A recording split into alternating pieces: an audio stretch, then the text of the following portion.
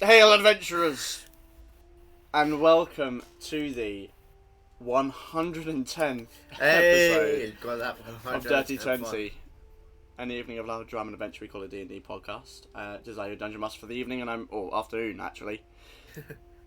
Yeah, it's not the evening, it's the afternoon, and I'm joined by Hayden, who of course plays Alister. We're once more playing a one-on-one session to see what Alister's been getting up to in the interim of the main games on Sunday. This is our third instalment of this. It might not be the last, but we'll see It could be a how it goes. I mean, it might be a trilogy. We might end it right here, but who knows? We'll gotta play that by ear. So of course we have just Hayden today as Alister, and the rest of the group will be back on Sunday.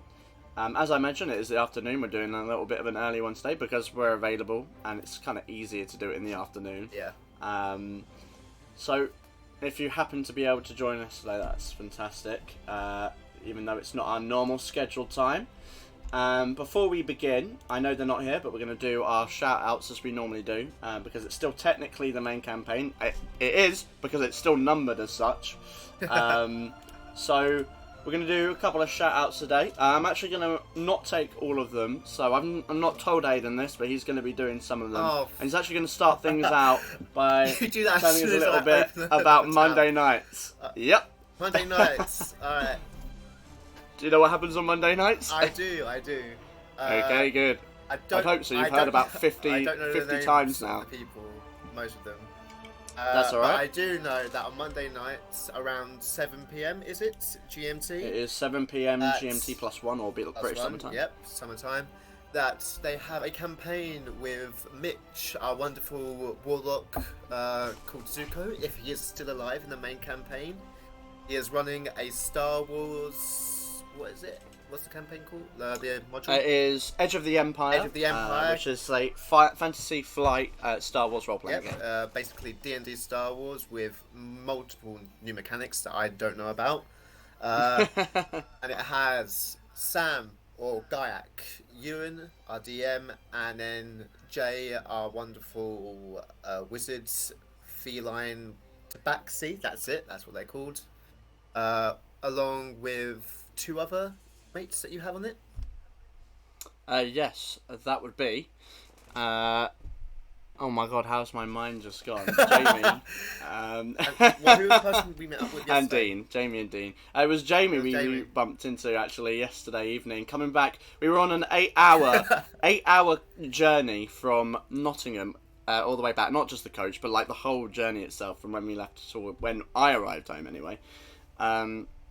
And just per chance, but no knowledge that we would bump into each other, we bumped into Jamie in Stratford station, walking to our train, which we had just missed. Like, we were so close to like running to go and get the next one, but the train was our tube didn't get into the station quick enough. So we were like, well, we got half an hour anyway, so we walked. But just all the stars aligning to just happen to walk into him and Charlie in the middle of Stratford Station. Which is a it's just massive crazy. station as well. It's mad. I mean, yeah, if you guys have never been to London and never been to Stratford, the station itself, I mean, it's small enough in that it's like a long hallway that connects the different platforms, but just the chances, at that time of day, to be going to that station, just crazy. And also, I think it's funny. About the Monday campaign is I have heard that they've got a massive heist coming up.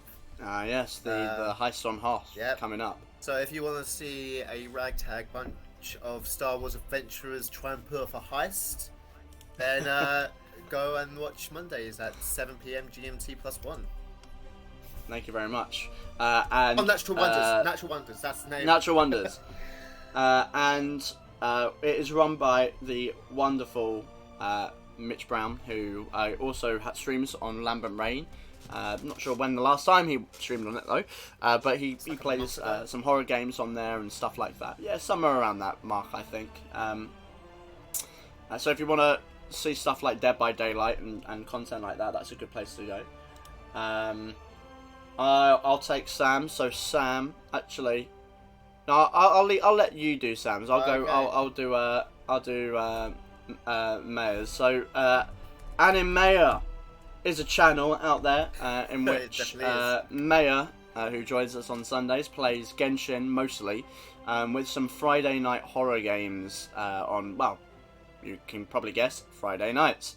And that can take the form of like Monster Prom or Phasmophobia and that sort of stuff. So if you want to see some Genshin stuff, see her shout her teacher voice at random monsters, then go there and check that out. Also, we have Sam JKP, where our wonderful bird friend Sam plays mostly Pokemon on his Twitch. He shiny hunts Pokemon, he does challenges, and he's built a nice little community. I think he's on like 500 plus followers at the moment. Somewhere around that mark. So I think he's got a chunky community. Yeah, he's got a nice community, all wonderful, all amazing. And if you want to see some amazing Pokemon content, head over to his Twitch at SamJKP. And if, say, you miss some of his streams, he does upload occasionally to his YouTube channel via the same name as well. So you can go and watch either one, whichever is your taste. That is a very good point. I'm sure if you want to see some of the backlog of his stuff, you can see it on there. In addition, he also has a TikTok, which leads me on to the next one, which is our socials. He does have a TikTok for how the fuck do you know his stuff. Sam JKP, I'm pretty sure. Yeah. But yeah, if you wanna stay up to date with some of the cool stuff that we do, then check out some of our socials. Two of which I'm particularly plugging right now, which is our Discord right here, in which we post maps and handouts, anything that gets given to the players gets shown there. In addition to just talking about D&D and updating about the stream, so that events like this, when they're taking place, you can be updated about that information. And then secondly is our TikTok. We just went away to Nottingham, and I know we didn't make any like specific D&D content, sort of, but there's some stuff I'm going to put up from that event. We've got some clips of like D&D Monopoly and that's what I'm talking about. Us fucked off our head pretending to be our D&D characters. That would be an interesting one. But there's some content you might see on there when we all got the chance to meet up, and some other stuff as well. So they're the things we're gonna plug. I think that's everything, unless you've got any updates or announcements you personally would like to give. Nothing more, but I am both scared and terrified of this session because this could be the final moments of Alister's life. It could be, and most likely will be. And on that bombshell, we will jump into today's episode of Dirty 20.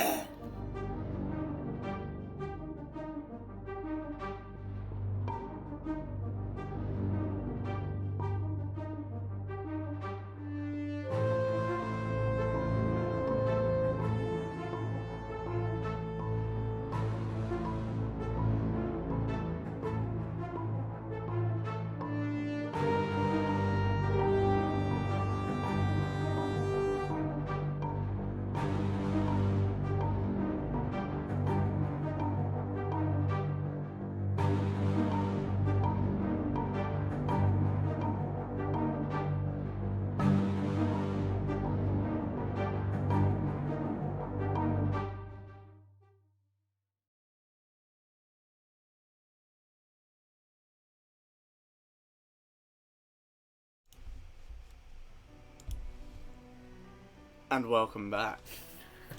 So, previously on Dirty 20, I'm looking forward to this. So, previously on Dirty 20, as Ferricata continued to follow leads on the Illithid invasion, Alister remained in the city. Over the course of his first 2 days alone, he met with friends and potential enemies alike. After arranging a meet-up with some old friends, he returned to the home of the Cult of the Scythe, at least here on the coast. Acquaintances of what seemed a lifetime ago greeting him, but one seemed particularly happy to see him, a motherly figure, Zinnia, In her, Alister confided his experiences with the Kufa and the turmoil he faced. It was then, when she proposed, he turned in Astershan. And then everything Surprised changes. by her outburst, it does indeed. Surprised by her outburst, the two were soon greeted by Astershan himself, whom had arranged a chance for him to talk to Chain, the leader of the cult. Led to his private chamber, he met with a deathly-looking form wrapped in blankets. From his bed, he spoke of Alister being a child of prophecy, but ultimately refused to lend the aid of the cult in the coming conflict. With the meeting ended, Alister returned to the city and stayed a final night at the inn the group had purchased rooms in the days previous. As the next day came, Alister knew what his decision was. He wrote a letter even, to be delivered to Ferricata should he not return, before meeting with his friends. They spent the day reminiscing, having a few drinks and enjoying each other's company, but soon the day drew to an end. As the group bid farewell, and for Alister potentially for the last time, as evening closed in around the city, Alister asked to talk with Astershan, meeting him at the house. Around the dinner table, Alister began to question him, interrogate even, regarding the plans he had in store.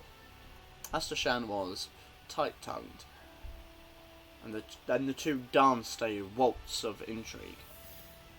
Astershan could tell Alister was nervous, and about something, and was able to pry out the revelation that Alister had been in contact with a Kufa. Quickly the talk became heated, and Alister rose to leave, and although Astershan did not stop him, he bit that Alister should not ignore those that helped him, his real family. Here, on the cold spring night, Alister, Astershan's home fades into darkness behind you, as the words of the conversation float in your mind. What do you wish to do? I'm still so salty about those fucking rolls. Such a good plan as well. Alright. Yeah, after that conversation, I am... Oh, I can't believe I'm going to fucking do this.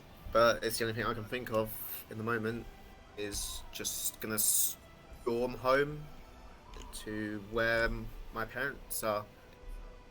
First of all, go into like the big hall that they're in, and if they're not there, find them in the house. I'm talking to them right now, fucking now. I don't care. Okay, so you're aiming to go straight home and have this conversation immediately. Yeah.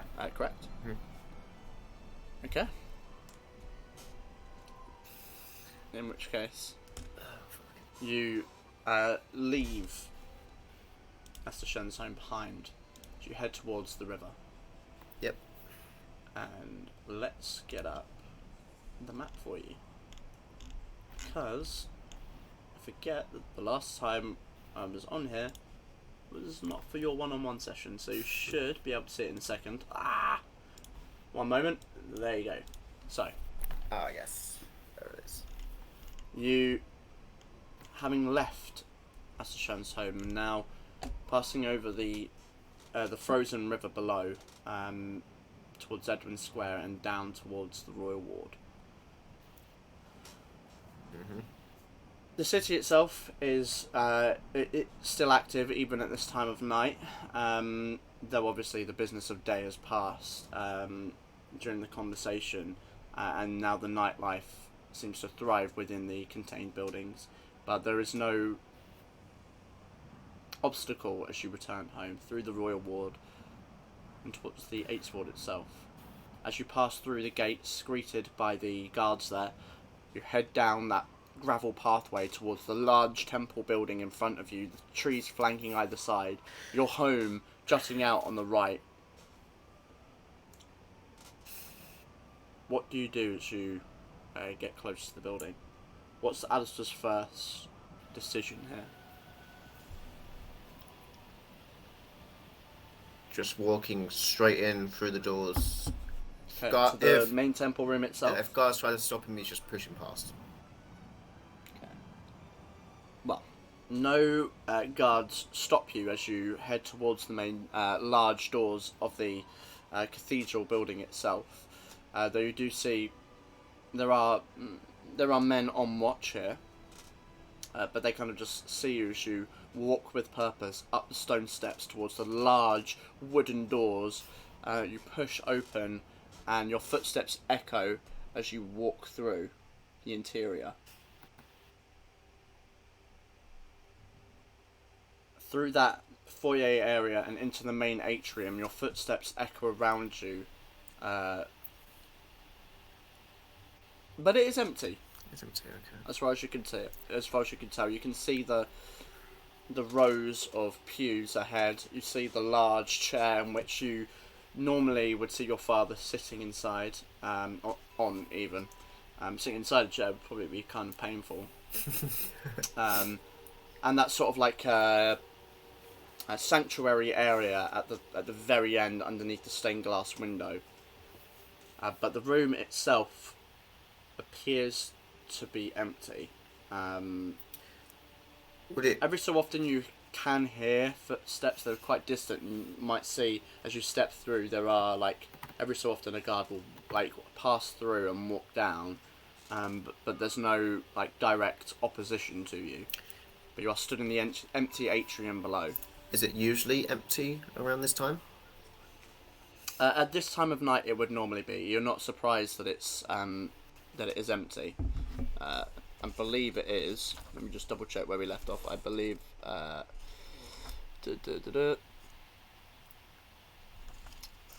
believe we said it was probably around early evening, so around maybe 8 or 9, mid-evening, I guess. Am I going to do? We'll say it's 9. Am I going to do this play? Am I going to do this? Yes, I am. I'm going to walk up to my father's chair, take a seat in it, with my scythe in one hand. And when a guard walks round, call out to them and go, "Excuse me, sir. Call down my parents. I want to talk to them." And just I'm not sending you TikToks ever again. And just that's not even a thing. I'm going. I need fan art of Alister now sitting in his father's throne with just the scythe out. I need it. It's exactly how Thor sits on his father's throne in Ragnarok, just scythe in one hand, just waiting, hand resting like this, just waiting. His father to come down when he summoned him. Oh, I also add on to the end. Tell him I know who the traitor is. Not disguise my voice at all. Sure. So as you say these words to one of the guards there, I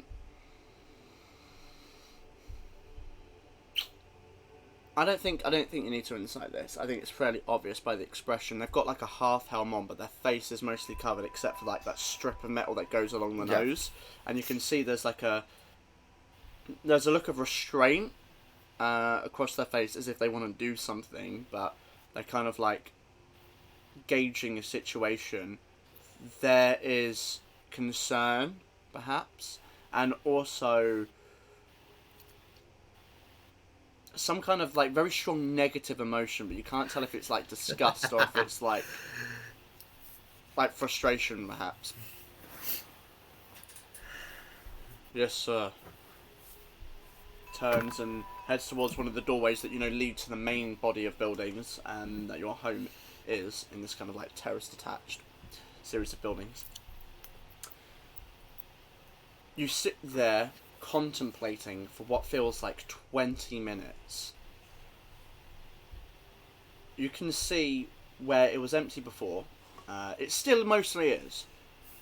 But those guards that are now every so often kind of walking through are now kind of curiously looking at you, and you can see one that stops near one of the columns on the upper level, but that's where more of the kind of upper echelon of the city would kind of sit. Stands behind one of the columns, just looks down at you for maybe 5 seconds before continuing on their patrol. but eventually you hear a door slam open and heavy footfall as someone walks in. He is in, I don't want to say like nightwear, but it is certainly not those like large robes that he was wearing before. They are still mostly white with red accents across, and you can see he has sort of like gold trimming shoulder pads that come with a cape around the back. More of a shawl actually. It doesn't quite make it to the ground. He does not have the grandeur that he did earlier. In fact, he looks a lot older, withered, and you might even say pathetic right now. As he kind of weaves through the pews into the centre and walks directly up towards you. What is the meaning of this? I must say, Father, this chair does fit me very well. However, it is not yours yet. I am the rightful heir to it. I was just seeing how it fits. Heir! Well, the reason I summoned you here from that seat. Well, would you like to now? Would you like to know who the traitor is? Are you threatening to withhold that information? No, I'm just curious. I think you'll find the answer very interesting. Then when your father gives you an order, you follow it. Step down. What are you going to do if I don't? I'm the rightful heir to this throne. Am I not?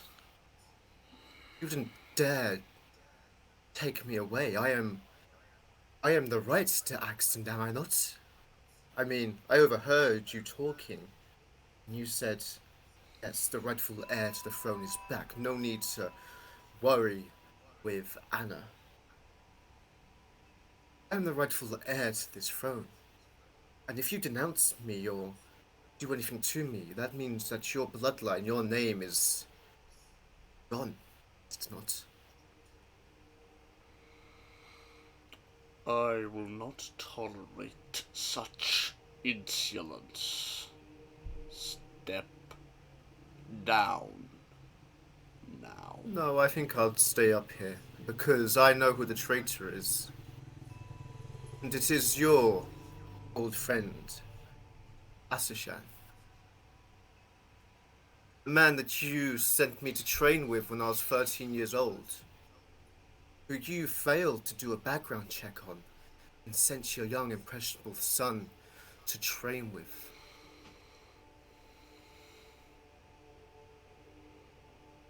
What is that weapon you wield? Oh, this? A scythe? This is something I found in my travels. It's actually a pretty cool weapon, and I use the activation words to set it aflame. You can see he takes a step back. You're not sure if it's out of fear or don't disgust. Don't worry, Father. I'm not gonna use it. It's more of just a way to see in the dark. However, you dishonor the gods, and you dishonor me. Well, you've dishonored me since the day I was born. How dare you speak to me like this? You seem to not be very surprised that Alister is the traitor.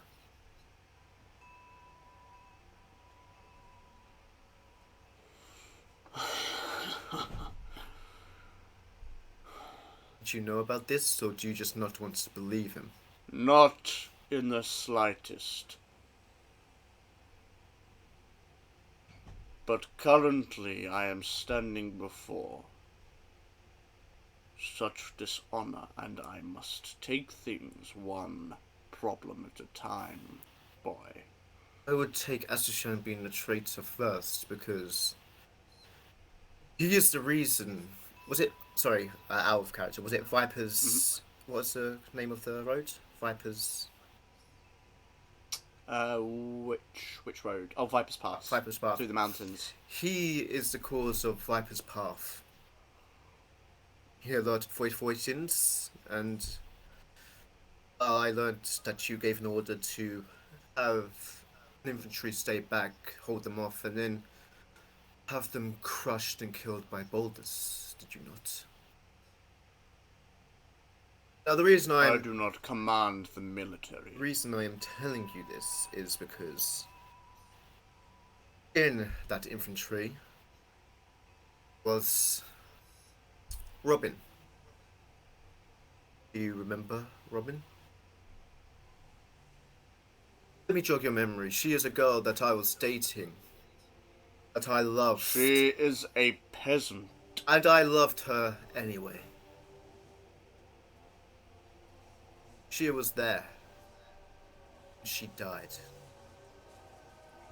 Asishan. The love for one insignificant peasant is nothing compared to the love one in our position should hold for our country. How do you talk about love when you haven't even felt it in your years on this planet?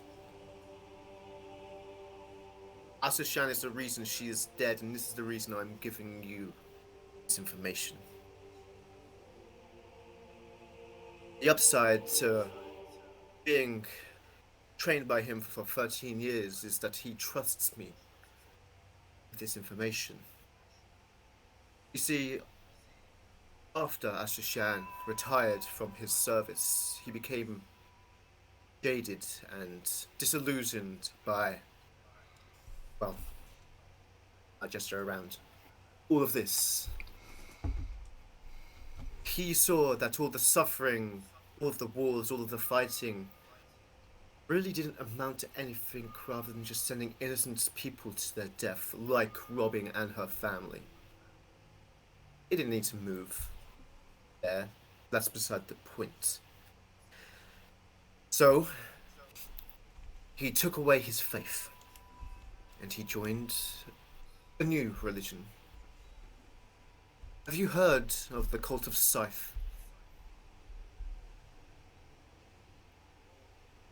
Or the spirit Yukufa?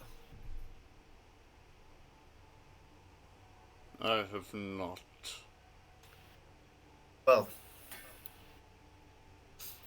they're an underground cult who take in lost and vulnerable people. People who have lost their way in life. People who become disillusioned with their current stature in the world. And he joined them. And he started worshipping a spirit called Hikufa. Well, he thought he was worshipping him. They were wrong. What he was really worshipping was this old, withered, pathetic old man on his chain. If you want proof, you can just go to his house. He has a teleportation circle behind the bookcase. I'll happily show you. And how did you come upon this information? Oh, he indoctrinated me into the cult. You see, 13-year-old me was very impressionable. After years of being told I was worthless, useless, nothing more than a stain on the accident name by his very parents who gave birth to him. You see, that does a lot to a young boy's mind, and, well, Asishan saw that, took advantage of your own son, who you threw away to the side, and he brainwashed me. You allowed your best friend, your war buddy, to brainwash your own son. It's becoming, well, this. The reason I am sat here on this chair is your fault. It's not.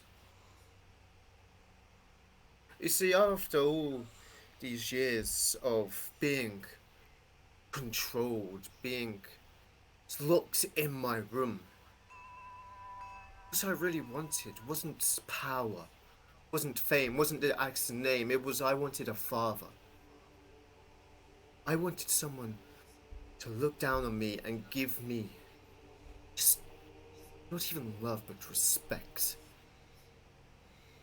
Because do you know, Father, that at the age of 13, or until the age of 13, boys don't really learn magic. The age of 13 is when they start to learn it. Yet you knew, knowing that information, you still belittled me. You still said I was worthless. And, well, as you saw, that took me in when I was 13, and, well, at the age I was meant to learn magic, I magically did. He fooled you. He fooled me. He fooled everyone. And he tried to take your one and only heir to the throne and tried to turn you against me. Or me against you. You're already against me from the start. And knowing what I said about the cult, how they take lost people in, well, young, vulnerable 13-year-old who has no family that loves him, well, he's the most vulnerable of them all, is he not?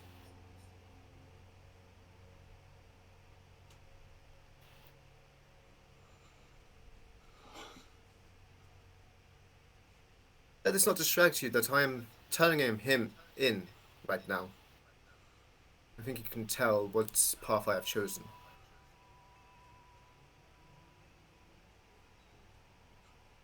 You have disgraced this family's name. I think you were doing that way before I was born, but fair enough. No one knows about this. No one knows about this. You. Boy. It was right about me. I was right. So... You are weak. And you are useless. Perhaps your sister will make a fine heir. You touch Anna. Oh, what? I'll make sure that the Axton name is nothing but worthless. No one in this town knows about me becoming a part of the cult. What would it do to the Axton name when people realize that their own father and mother sent this young 13 boy, or sent him away to a person that they didn't even do a background check on? They sent their own son of blood and flesh to be brainwashed, his mind to be twisted against him. How would it feel to have the Axton name forever muddied by knowing that their heir to the throne has denounced the very religion that they worship and has become a member of the cult? I do not ask for your forgiveness, nor do I ever seek it. I do not care about forgiveness. All I care about is completing the mission that you gave me. And well, after speaking to Alister and being away for roughly around about 6 months, which might I say has been the best time of my life because I haven't had to hear you speak every day. Being away from here has opened my eyes that the entire world is not like Dyfed. It's full of other people, cultures, religions. People who might be lost, yet they do not turn to such weird cults. That they move on with their life. That yes, I was indeed weak to be brainwashed. My friends that I was... Oh, bye-bye. Oh, looks like I'm on the cults at the moment. I wonder what's happened. Sorry. You good? Yeah, good. I had to close the window. Like there's someone mowing the grass right outside the window. Where was I? Sorry, continue. Right. My friends that I showed you, it taught me more than I ever learnt in this house. It taught me that no matter how hard life gets, that there's always someone out there that suffers more than you. That rather than suffering alone, you should confide in those that you trust. And well, they made me realize that the cult doesn't really do that. Yes, it's full of lost people, but these people aren't a family. They're just confused people, doing the whims of some bedridden, sick old man, so he can feel an ounce of power that he has lost in his old age.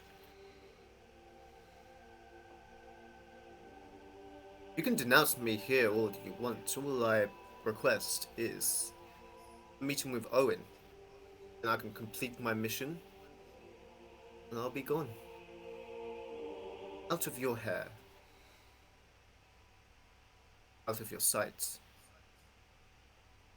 But also, remember, if you even think about touching Anna, I will let everything out, so you better find another heir to take the church.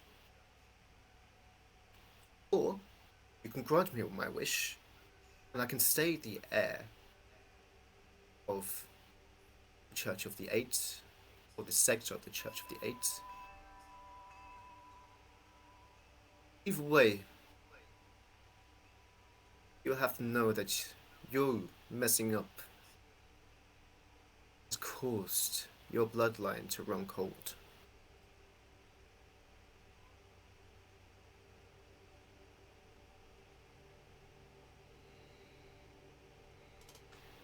Feeling powerless isn't fun, is it, Father? That's why I've felt for 21 years. Your own son is making you feel how you made him feel.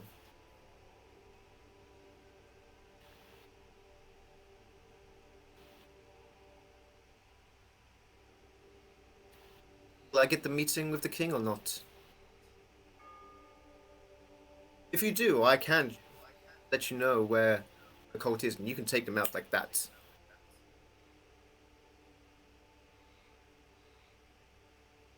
Or do you not have the power to do that? Your disgrace, I will honor the arrangement we made. But rest assured, boy. Alister, my name's Alister. Ooh. Boy. Alister.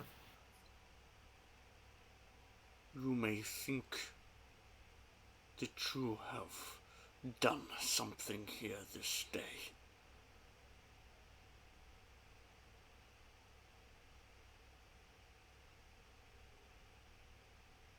But time has a means of catching up with all of us.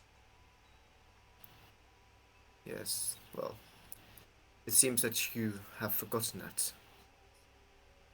That you've only remembered it at this point, when time has indeed caught up with you. Be warned, the cornered animal. Alister. So, would you like to know where the cult resides? Take them out? I will put this issue to rest immediately. Cool. Where can they be found?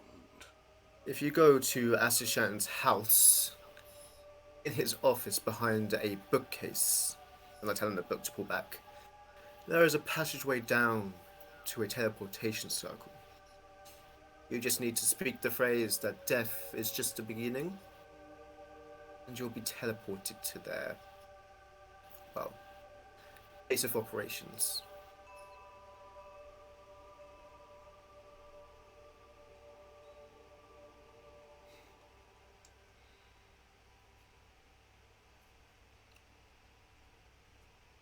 It will be done.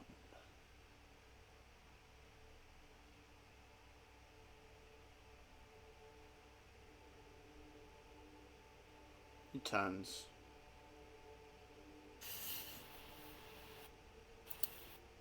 Enjoy that seat. It might be the last time you sit there. And he exits through the side door. I'm gonna wait until no one else is in the room, You two were the only ones. Okay, I'm going to then use send a message to Zinnia, being like, I have turned Ashishan in, I have told my father where the cult is. Grab who you can, and leave now. Right now, Alister. Okay. All right, I need to make a quick note of that. Yep, like, right fucking now, leave. Fucking leave.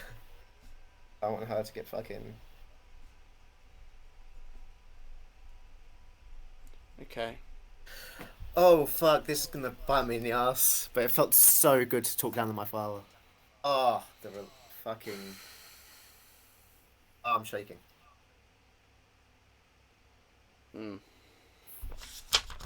So, as you send that message, are you doing it in that room whilst you're alone, or are you finding a space? I'm gonna just stand up off the chair, take a couple steps down from its raised position, and then cover my mouth and send it so it doesn't echo. Okay. So as that message sends, I mean, she doesn't necessarily know that she can respond, so she's not going to, but... Yeah, I'm going to then go into my house and find Anna.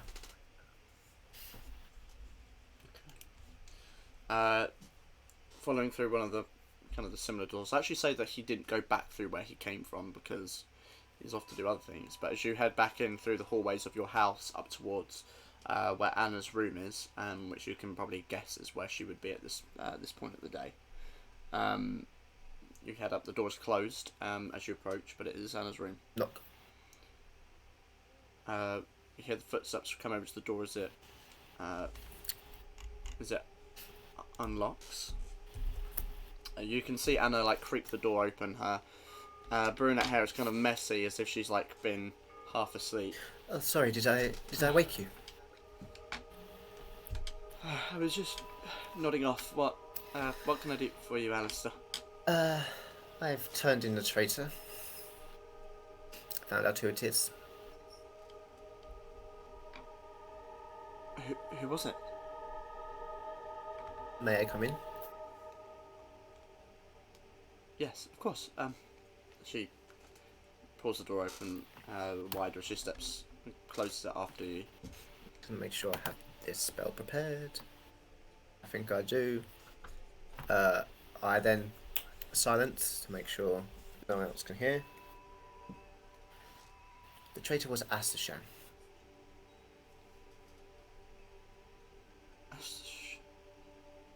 The person who's been training me. Surely that must be a mistake. No, he can't be Alister. He told me. I've known that he has been a traitor. Told you? I've known he's been a traitor for, well, could be a traitor for quite some time.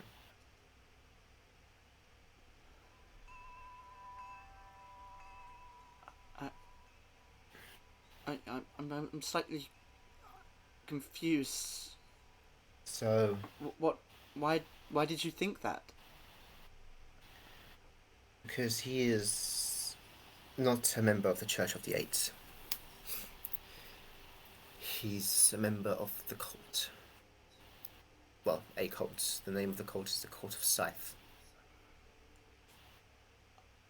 The reason I know this... You're not making any sense, Alister. I don't understand. The reason I know he's part of a cult is because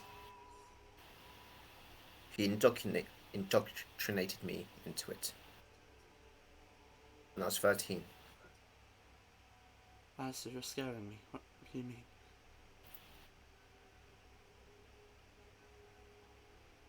I'm not a follower of the Church of the Eight.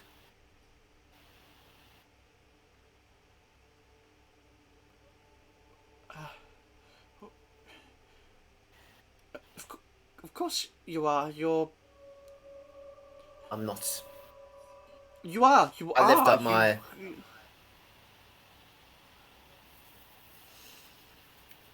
When I was... She stumbles back. Yeah.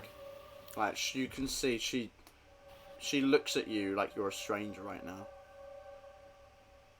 When I was 13, young and scared, he took advantage of me. He saw I was weak, he saw what my parents had done, and he indoctrinated me.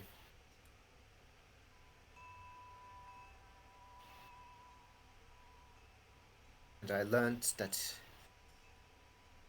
him being a traitor led to Robin's death.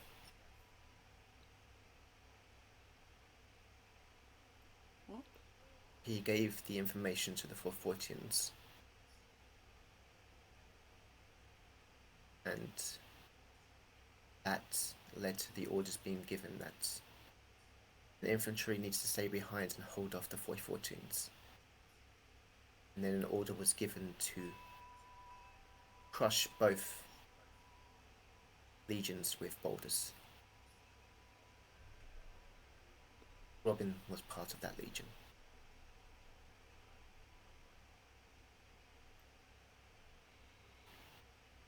As soon as I learnt this, I realised what I've known for quite some time, that I have fucked up. This isn't true. You're joking, right? This is a joke. You're not actually being serious. You aren't joking. I've told Father everything. He'll have you killed, Alister. He'll kill you. And if he does... How could you be so stupid? Because if he kills me, he'll have no one to take over the Church of the Eight. He'll have no one to take over his position. Because I am not letting him put a hand on you. I'm sorry I was selfish.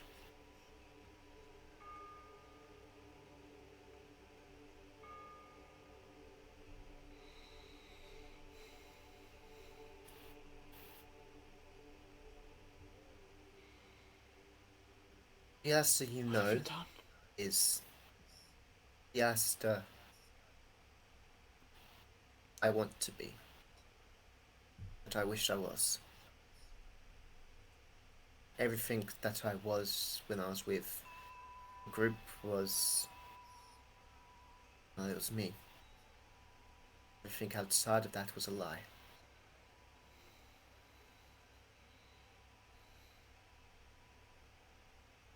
Being with the group is the only time I thought I could be myself, and I was.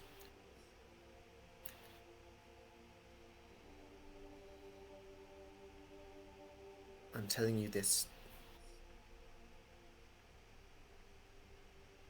Well, you deserve to know, for one. Secondly, if any of the members of the cult get away, my fear is they will target my friends and family.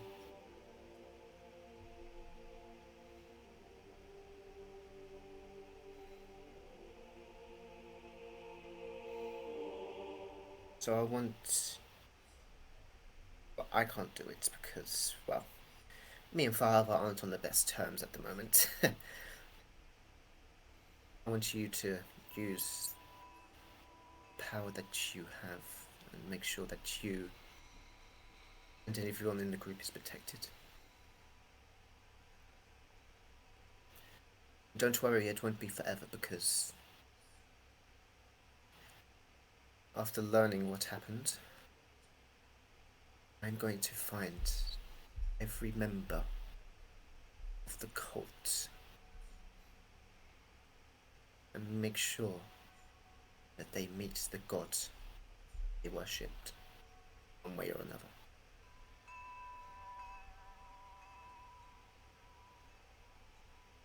This isn't you. No, That does not sound like you, Alister.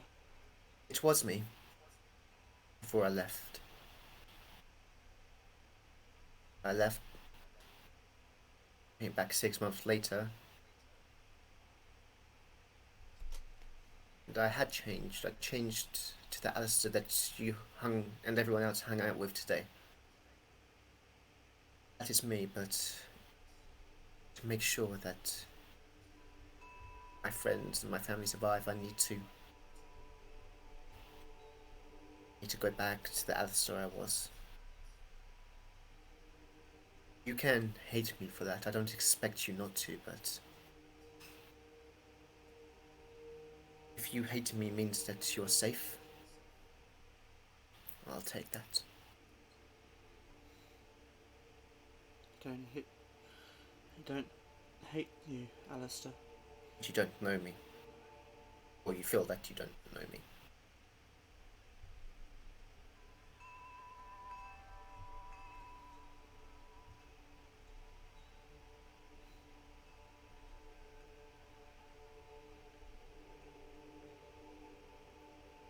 Just make sure that you're safe. Until I fix this. Okay? You promise me that?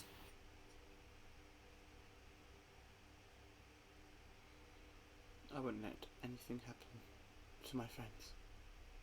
And you?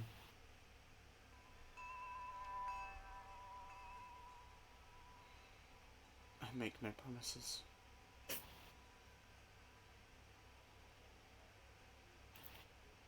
You are at an accident, aren't you? Maybe the only one left.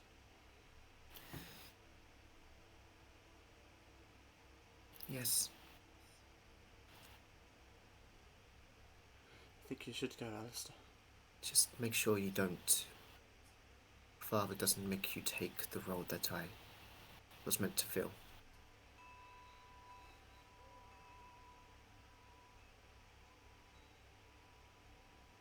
I want him to lose the Church of the Eight. Make sure someone is not the accident. Was it?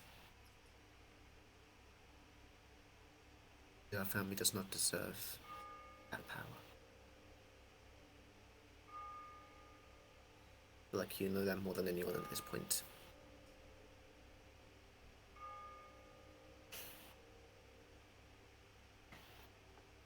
At this point, she just kind of like turns away, and her head kind of like turned and bowed down. I'm sorry. Stay safe, Anna. I get up and walk out the room. She doesn't say anything as you leave, and the door clicks behind as you step back out into the hallway.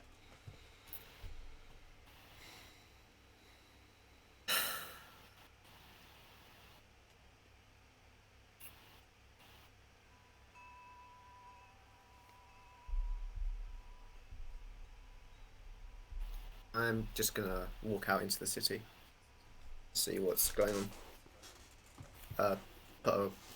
Take off my religious guards and all that sort of stuff, and just put on a hood. Alright.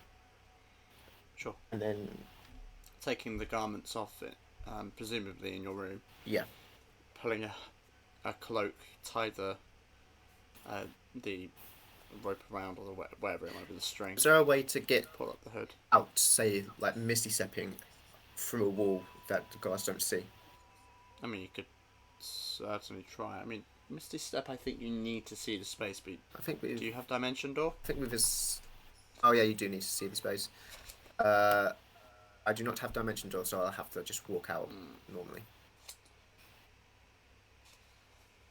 I mean, how far away is it with Misty Step? It's like 20, it's not that 20 far, feet, is I it? think. Yeah, Misty Steps huge. 20 foot. Yeah, I think it's more than 20 foot. I feel like it's like up to. Let me check. I'm not actually sure. Let me check. Misty Step. Misty Step is up to up to 30 foot. I thought it was further than that. That you can see, yeah. So 30 foot to a place that you can see. Okay. Yeah, I'm just gonna walk out. Alright, in which case then, as the later evening sets in, it it's getting close to midnight at this point. As you leave the Sanctum of the Eight through to the Royal Ward, is there a particular location you're heading to? As I'm leaving, I'm just seeing if like there's any like weird movement and stuff like that. Like weird movement as in defined as in people are moving to do a raid or something. Like they found out information about a place that they need to sort out now. Sure. Okay. So as you leave, you do see there are like there's a kind of group of guards that kind of appear to have been haphazardly brought together. Some of them seem tired, like they've only just been woken up. But there is a congregation forming out the front of the church, or like the cathedral even.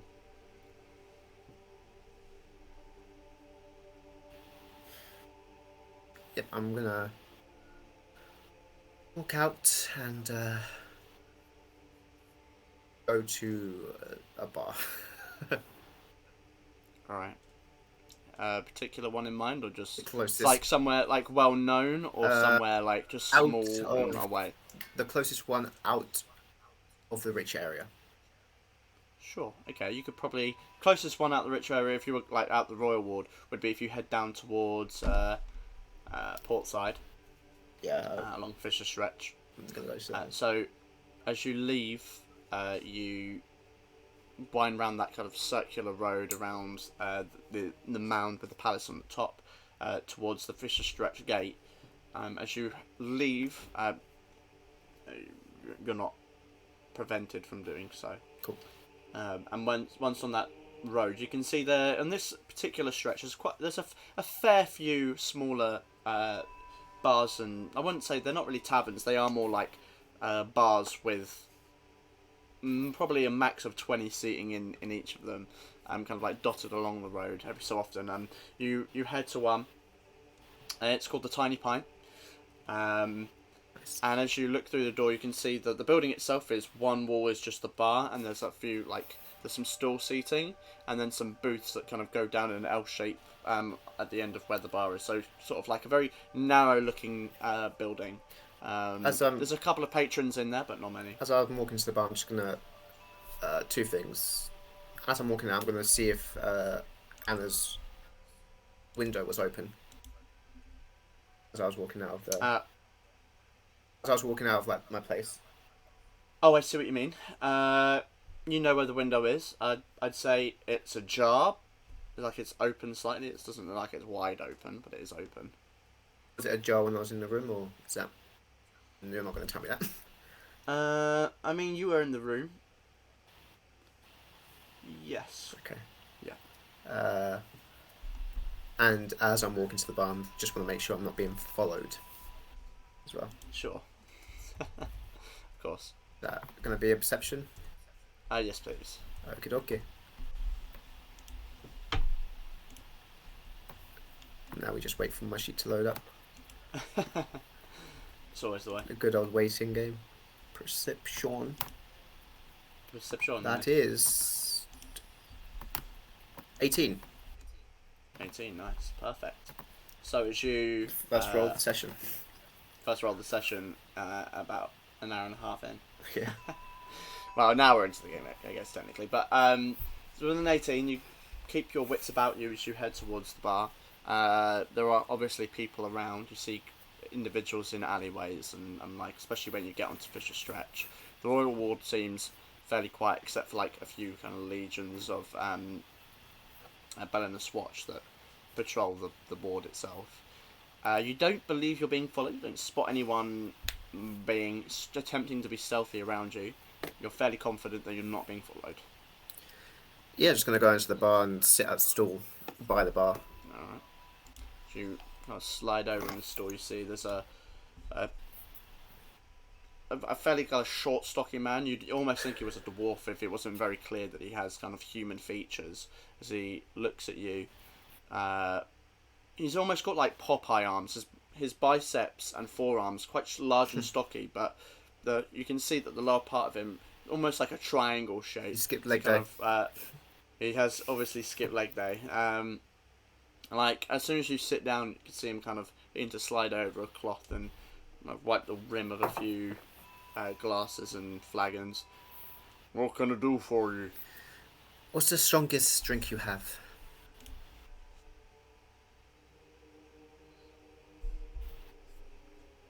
Got some liqueurs. One particular one you want?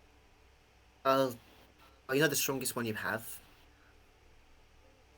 Find that, and then pick me something stronger. I've had a rough evening. Alright. In which case, buried treasure there's. He kind of scuffles over to the side. You see him pick off this this sort of it looks fairly clear until the light hits it. You can see there are like brown undertones that glisten, or more like golden undertones. As he brings this glass over, pulls a tumbler out. No ice, just pours it straight in. Gets to about kind of like maybe 1 or 2 shots worth, and then you can hear him kind of like rummaging his hand through like a glass jar, and takes out a piece of licorice and drops it into the bottom. Pours it across to you. In fact, it's not actually a tumbler. It's like this long glass. It's almost like a cocktail glass. Pours it across to you. Just take it straight. Right, as it touches your lips, like there's a very exceptionally strong alcoholic taste that hits your mouth. It's very aromatic, and you get this sort of licorice undertone to it, but it's an absinthe. But you kind of drain it within a few seconds. 8 copper. Oh. Let's see how much I forgot actually. Probably a lot. I think you got 8 copper. Yeah, no, I'm just alright, I'm gonna put down 1 gold, then say to him, keep this drink coming until it runs out, and slide over the gold to him. You'll take the gold. For 4, I'll give you the bottle. What, for the 1 gold? For 4 gold. Sure, why not? Put that over to him. Places the bottle in front of you, slides the gold over, and put it in like a pouch. I'm just gonna take it to a booth, empty booth, and just sit down. Just Right, drink. Sit down and glass the bottle. Continue to drink. Yeah, until the bottle's done. Alright. With a fair pace to it, after about probably about a third of the way through, you are feeling fairly drunk, to be honest. Still gonna keep on going. Alright, I'm gonna make you roll me a constitution check. I've not done this for a while. Yeah. This is you He's actively trying to stay. Yeah, oh god, yeah. Just a constitution check, or... Yeah, just a straight check, yeah. 15. 15, okay. Reasonable enough. You're able to keep, not sobriety, but you're definitely able to stay conscious for the majority of the bottle. You are waving hard though. Like everything's becoming a bit of a blur. There are bits of your memory that are fading, but you are conscious. Is Alistair's intention here to just drink until? Just drink until... Till it closes, till whatever. Just drink until there's darkness. So you can't remember. Alright. Passes out or goes in the trunk and... Sure. You finish the bottle, and at this point you see that most of the other patrons have kind of dipped away, and suddenly, like, you don't really remember how it happened, but suddenly there is darkness and slumber. You are greeted by a throbbing headache as the sun pierces through the windows of the bar the next morning, and you hear like a voice that ushers you to this conscious though agonizing state, as the tip of a broom like pokes you in the shoulders. You're slumped over the front of a table, You, wake up. Oh, yes. What time is it? Morning. Oh, it's morning. Okay. Did anything happen last night? Yeah, she passed out on the table. Not about me. Like any commotion. Like any rumors, anything. The hell am I supposed to know? I just tend to walk. No, you might have heard some gossip. I don't know. Well, gossip I heard was whether or not you were going to throw up on the floor. Oh God, did I? And you did.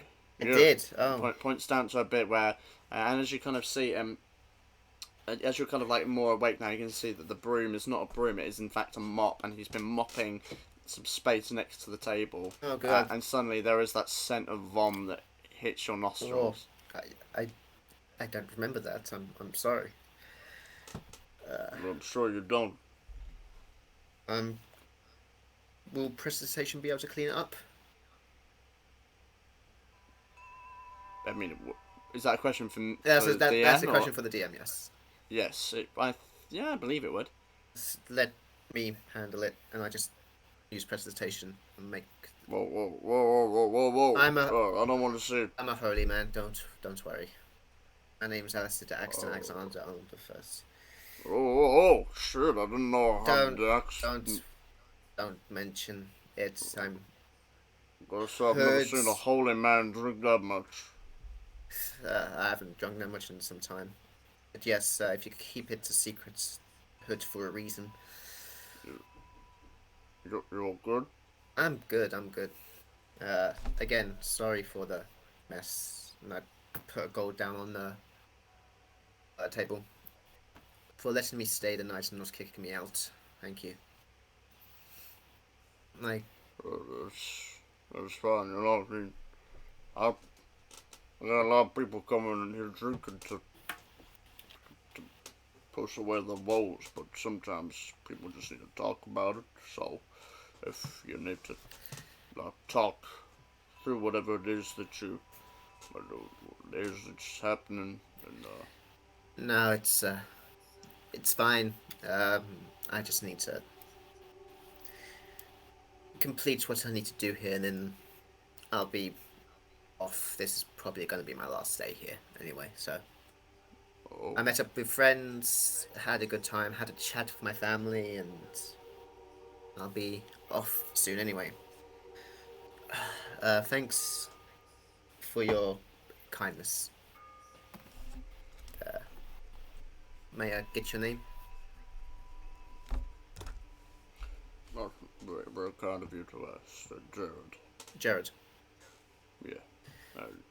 You're the accent. Just call me Alister. Well, it's an honor to have had you in here.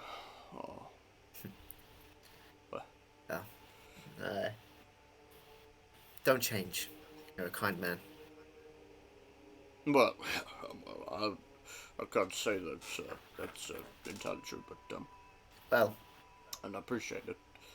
the best forms of kindness are those that you don't realize you're being kind. I put out my hand for a handshake. I'll take it. Give you a handshake. Thank you. And I go to walk out. All right. So you step out. The hood up painfully instantly. burns against you. Yeah, you your eyes are sore as you pull the hood up, to cover them. But the morning is yours. I'm gonna go to. How am I gonna get this meeting with the king? That's the question. I sort of just got drunk. I should probably figure out how I'm gonna get that meeting.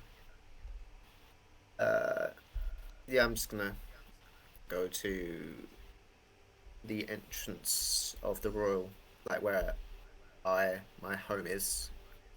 Not go in, but go to a guard. Excuse me. Put my head down so he knows who I am. Can you just ask my father when his son, me, is gonna get the meeting with the king?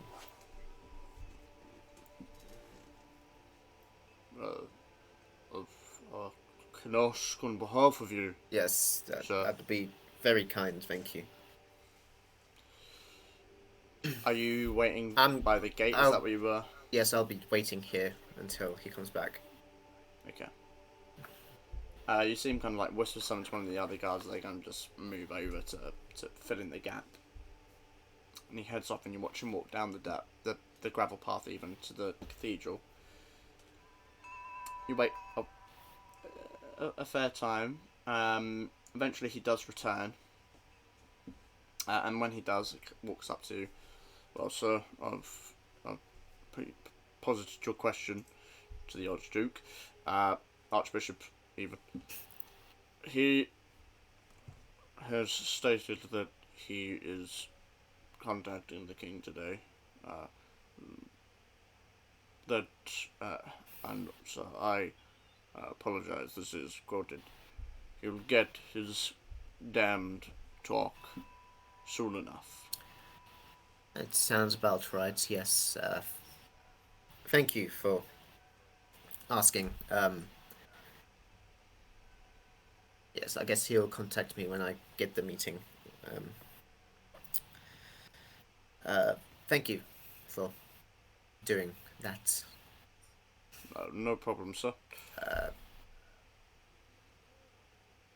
Go on to whatever you do around here.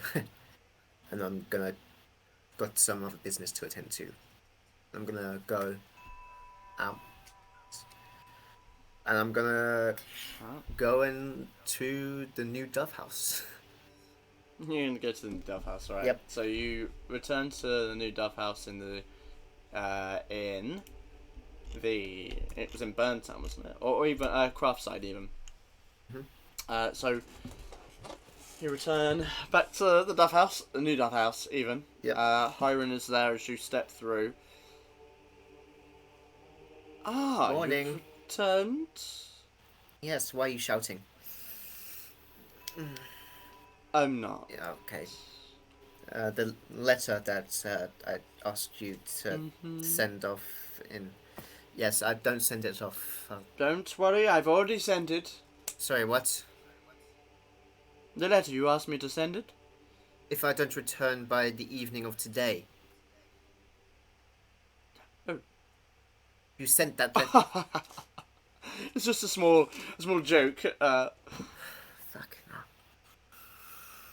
I see you're distressed. Well, here's the letter. Oh, thank fuck. Okay, thank you. Slides it across the desk. I'm just going to make sure it's a letter. And you open it up, it is the letter. Yeah, that's a funny joke. I'm going to put it in my bag. As I leave, no jokes like that. I think my list folk friend would be intrigued to hear one. Please. No. You sure? I can't think of anything that I am more sure of in my entire life. Well, I'll tell him the joke and hopefully he doesn't try and seek you out. Please do not. And I leave before, as he's saying that. Sir! Fuck. Alright. So, you've got some time to pass before you'll be informed. Is there anything that Alister wants to do with this day? He's gonna go to the park. Okay. Find a quiet place just to sit down in with, if not very few people around him, if not any. And then use sending to send a message to Dinya. And then be like, hey, Dinya, it's Alister. Please let me know if you're safe. Send that off. Okay.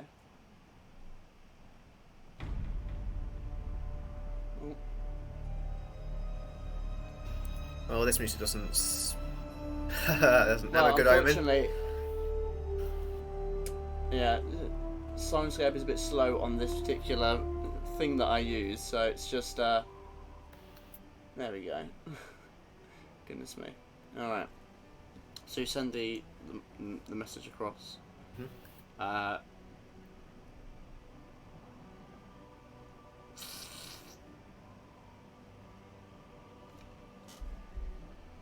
Okay.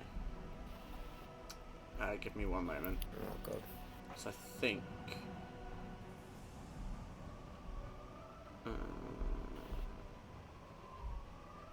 All right. So there is a delay, but you do get a response. Alister, I made it out with as many people as I could. I have no idea what happened to the others. Just gonna do sending again. What happened last night?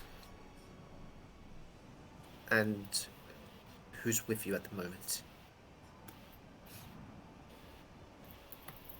Just like a brief summary, doesn't have to explain in detail, obviously.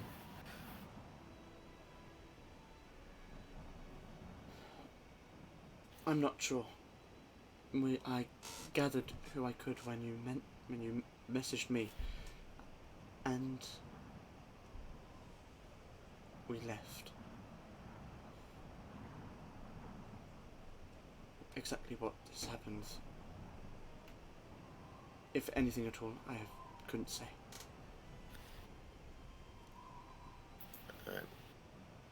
One last message.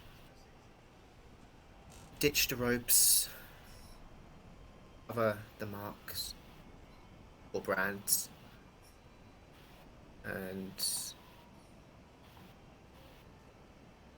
where's the world map? What's the kingdom below us called? Val-Aeria.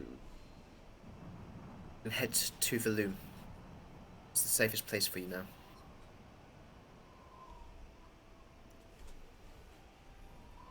We will try, but the borders are difficult to pass. I will try to contact you when we have more news. Good luck, Alister. And one last time, please do stay safe. Message me. We will meet again soon. Send that off. Okay. Cool, so she's out. Cool. Seemingly, yes. So sending, that's I used it 3 times, didn't I? You didn't see. Yep, cool. Boom, boom, boom. I have no more level 3 spells. Excellent. That's what I like to hear. Yeah, then I'm just gonna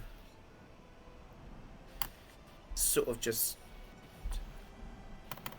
wander around town, just taking in all the good and bads, for what could be the last time.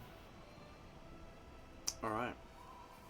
So she spent the day perusing the city in its many different places. Hood up, obviously, taking it in, so no one knows who I am. of course. Disguised enough that no one bothers you. It's an experience filled with both somber moments and moments of warmth, as you recall the various sorts of experiences that you've had here, and potentially what could be the last time that you visit the city, depending on what happens.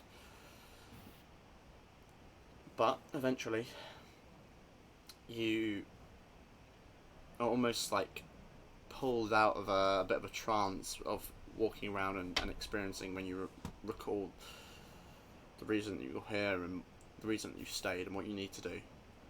And so returning to the 8th Ward, or that guard post at least, at the gate you are informed that this evening at dusk the king will see you. So I'll go to his place. Is that? You are to head to the palace at evening. to meet with the king. That is the only information that you are given. But you know where the entrance is to the palace courtyards and the palace itself.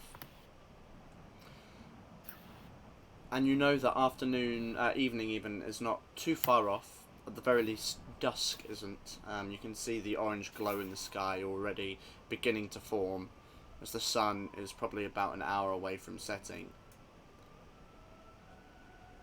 And I think with that we'll take our break. Yep, cool. Hello, welcome back. So, where we left off, Alister had done... something. Made a decision, and had returned to the temple to inform his father, and among other things, of Ashershan's betrayal. He then proceeded to talk to his sister before heading to a bar and getting sloshed. Spent the next day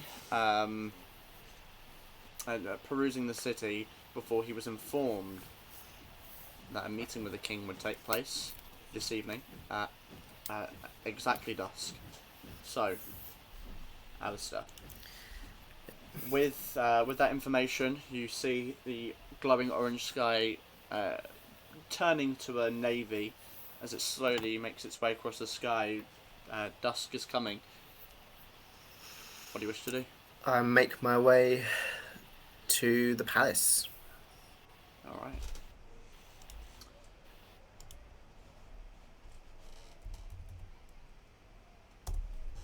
So, eventually you'll find out. Give me a second. So, as you head to that larger mound of the city, really the heart and centre, you find yourself walking alongside these massive stone walls. Like, they are massive. They are at least 5 stories tall. You can see the crenellations and the way in which they slowly reach out over the road that surrounds the palace courtyard. Walking alongside there, eventually you do get towards the front gates, these massive towers with a large gatehouse in the middle. It's crawling with guards. They walk along the walls, they stand idly by ballistae that are situated on the various towers and points along the wall itself. As you approach, you can see that these guards, they're not quite in like the Belenus Watch uniforms that you see, the general police force. They are city guard, and you would recognise them as they are guardians of the gate. Mm-hmm. Which are like the ones that the soldiers that generally, guard the city itself, kind of as a garrison force, but they're trained specifically with the gates, and manning the walls and protecting the city from external forces. But here they are specifically designed to man the palace, and you've seen these guys before.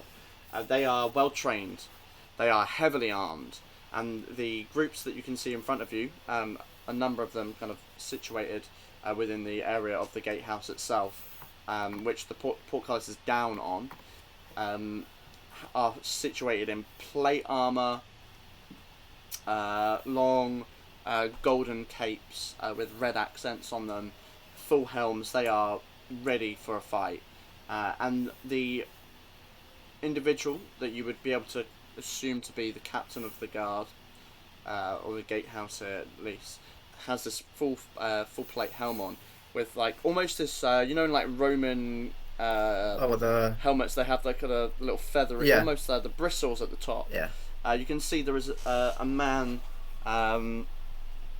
stood kind of with a group of others that has sort of that disposition, that has that armour on, and they obviously notice you heading towards the gate. As it is evening, they seem slightly jumpy at someone approaching the gate, and immediately he turns away from this group of other guards and looks directly towards you. Hold! Who's there? It's Alister. What's your business? It's Alister Axon. I have a meeting with the king at dusk.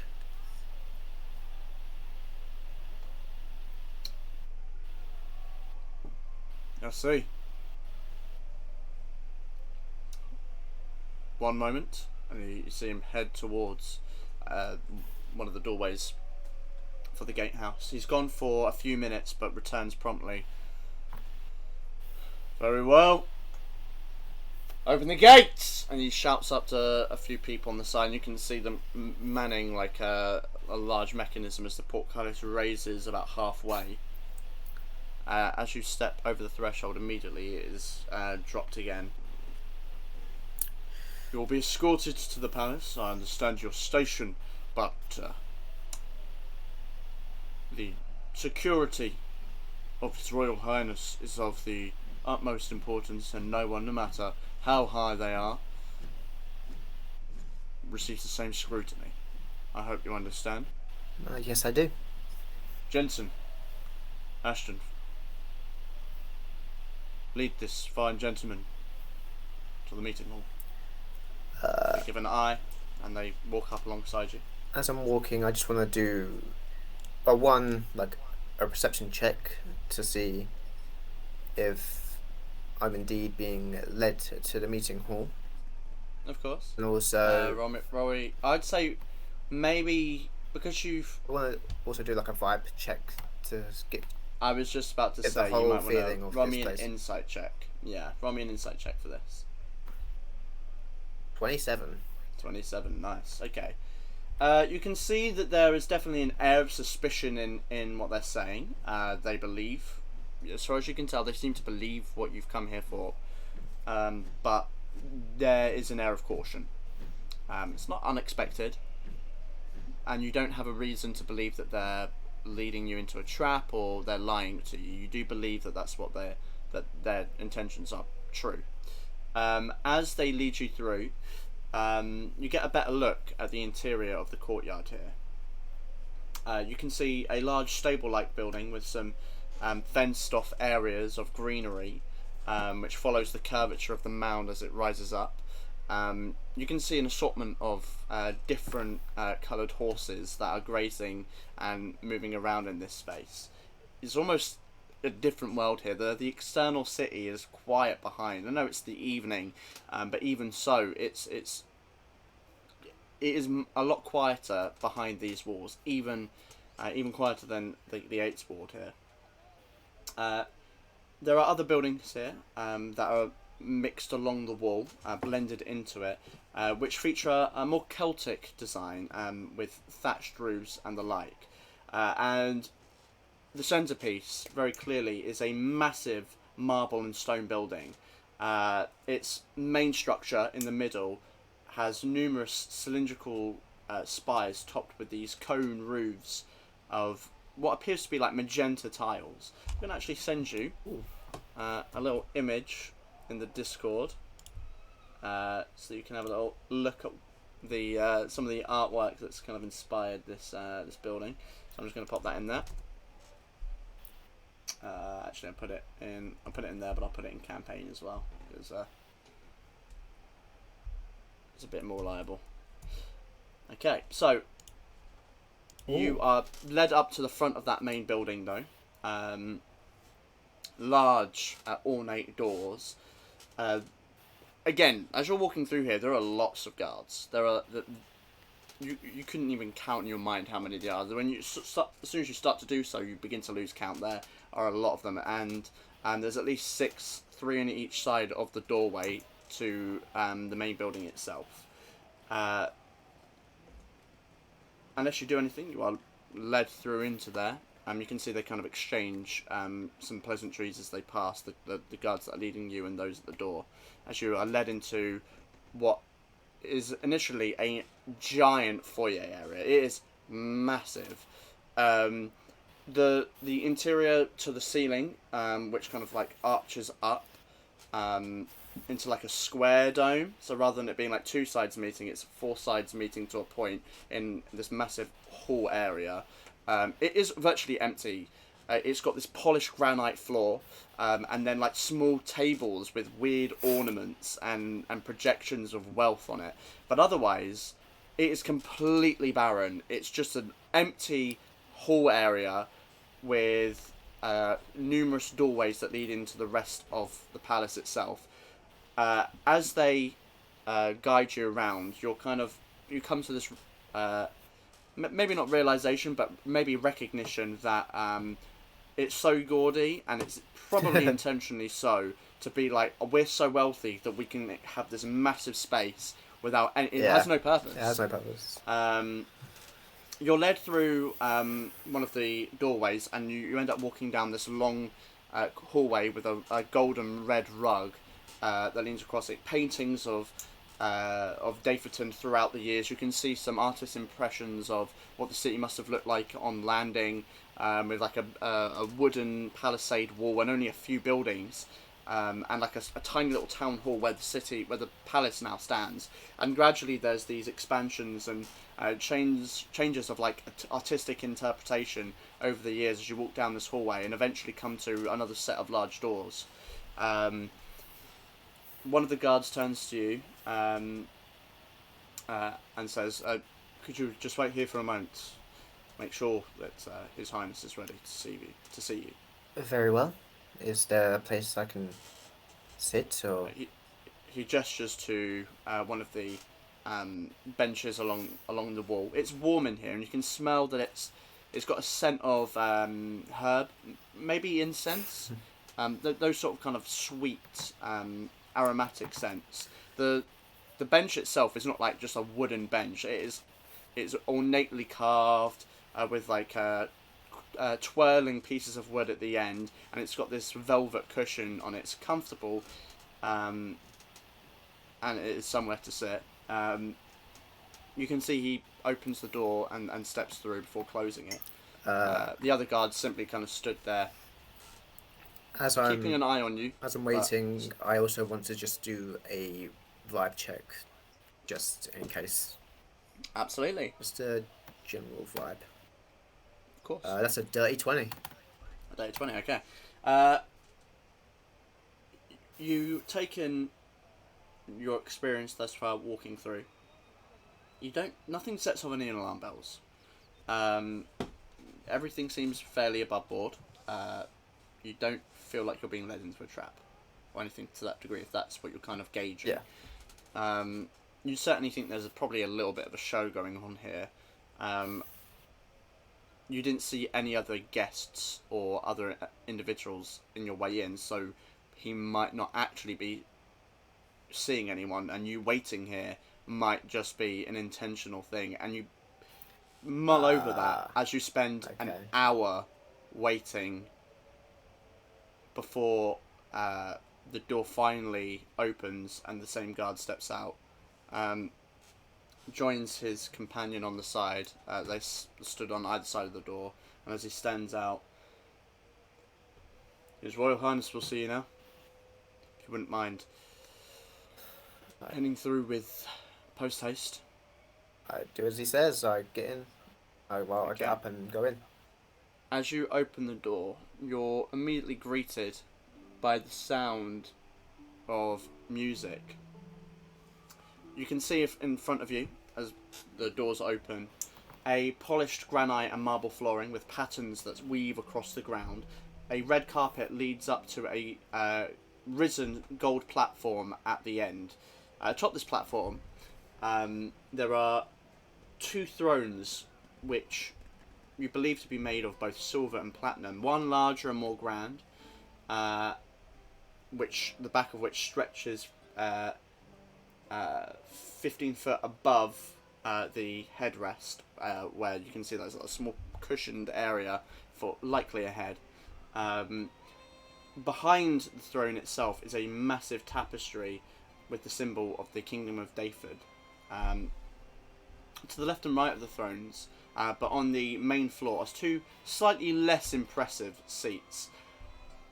From the ceiling, tassels and banners droop from rafters, and several candelabras shed bright light into the room, flickering around the chamber.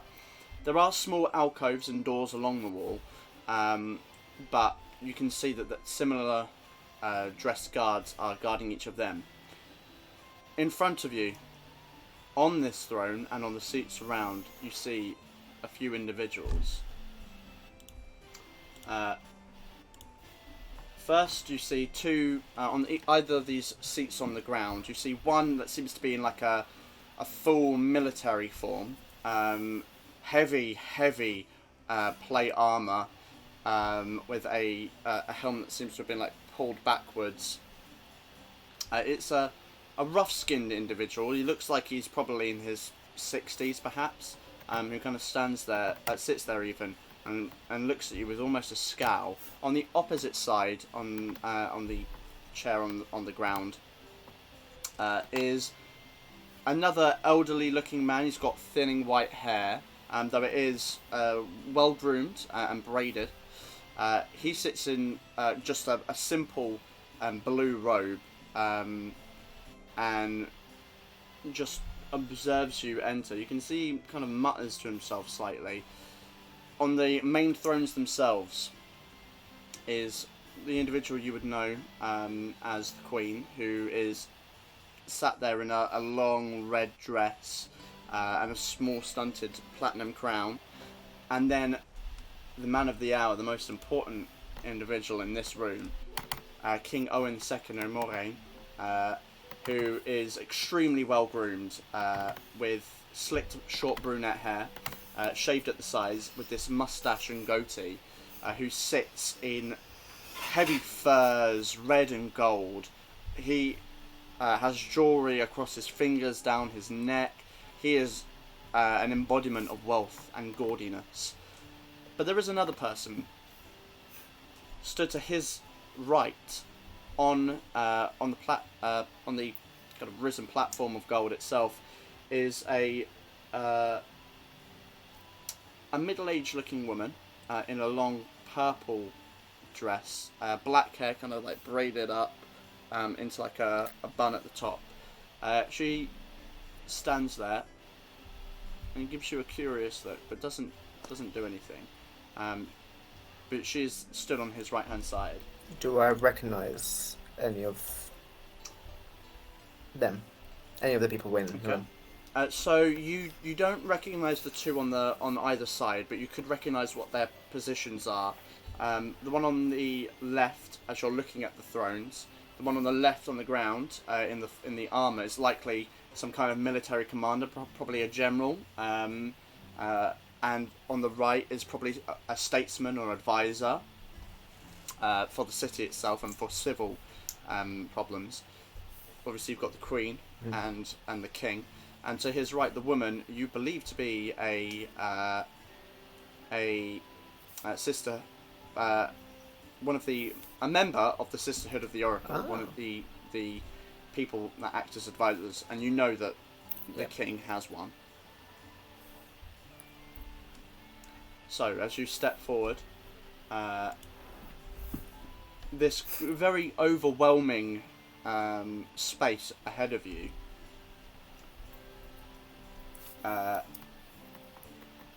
you can see the King kind of like rises in his seat a little bit, almost like he was slouched over in conversation with the advisor on his left on the seat. Kind of like rises slightly up, but you see a casual nature in his position. As he sort of like clicks his fingers and beckons you forward with a ring-covered finger, hand even. Do you approach? Yeah, I do as he says. Oh, as he motions. May the light gaze and guide, and welcome to this most humble yet glorious beacon of the North. I, your sovereign, am here to serve. I have been informed of your desire to seek my audience, and by the grace of the Eight, your prayers have been answered. Come forward, heir of the Eight. Greetings, Your Majesty. I have come here today, speak to you, and to ask you for some help. Me and a group of my friends, who are sadly not with me today, are trying to band together the kingdoms of the Restless Coast in an alliance to help put a stop to the Forfoitians and their raids on this kingdom. We have already got Ipe and Velum on our side, and I hope that Dyfed will follow and also help in this alliance. Indeed, I am aware of who you represent and the skills your associates possess. One of your exploits has made it here, and my constabulary have made note of several encounters within the city of your companions.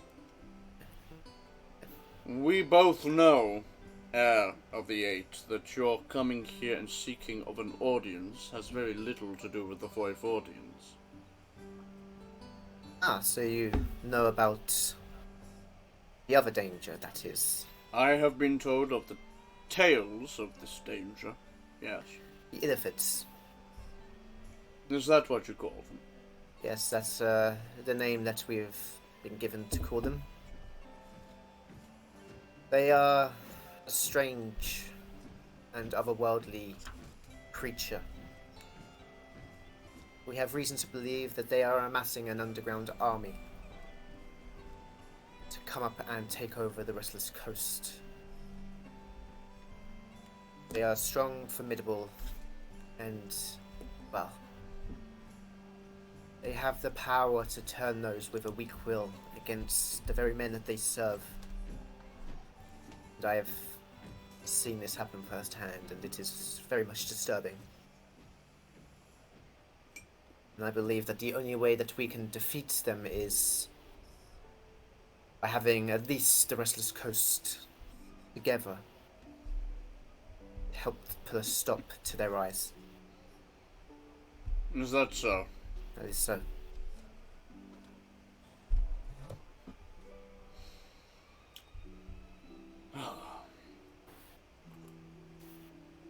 The naivety of youth is a wonderful thing to see. You do not believe me? It's so fresh, but unfortunately, such an endeavor would be impossible. Believe you in terms of your suggestion of danger. I'm not sure belief or faith is truly the problem. Then what is? Well, dear citizen, over a century ago, 2 kingdoms ruled by my family fell. Now, one lays in disarray, and another is laid claim by a false prophet and his hedonistic beliefs. Then, before the year crest even, the Silverglades were executed in the streets by their own people. All that remains of my ancestors' legacy is my distant cousin Cecilia and myself. I will not allow my throne to fall to the same fate. The whispers of rebellion will be quashed and order maintained in this kingdom. Do you believe the Illifids are a rebellion, then? The rebellion I refer to is not your fairy tales. They are real problems with which I deal with. May I propose what this alliance may help with, Majesty? That depends, Heir of the Eight. Are you talking on behalf of these other kingdoms? I am talking on the behalf of the people that reside in the kingdoms. You talk about your family's legacy. However, I have noticed that in my travels, I've travelled all up and down the restless coast that you may have heard of, that kingdoms looking in the past for greatness can somewhat muddy their own in the present. This is no attack against you, My Majesty, but what I am really suggesting is that if you were to take part in this alliance and squash or put a stop to the Fortians and then defend the people of the Restless Coast against an uprising of otherworldly creatures, and for Dyfed to be a head, a leader in this quest, well, it would cement your legacy for years in the future, and that of your cousins as well. You will be known as King... It's Owen, right? It's still Owen, right? King Owen. A man who was able to get the Restless Coast unified against a force far greater than anyone could have imagined. A man who is not just a leader of Dyfed, but a leader of the Restless Coast. A man who, when he hears such foolish words of an army rising up, he does not dismiss them like many before him, but he actually takes them on. He listens to the people, and he puts their safety first before his own. Your family in the past has had a great legacy. But what about building your own? Building your own legacy for those that come after you will not just help your own claim to the throne, but those that come after you. You'll be on the same level of those that have found Dyfed, maybe even greater.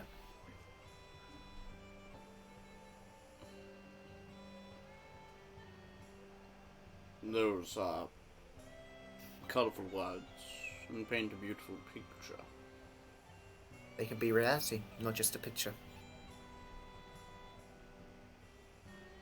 But to pledge my troops could spell disaster. Once they fight your war, I would leave my lands open to attack. What good is in protecting against an invisible threat when clear ones are knocking at our door daily? Scale skins to the north, they threaten our borders, and despite their numbers, they are not a viable threat alone, but their raids do breed thoughts of disloyalty on the border folk.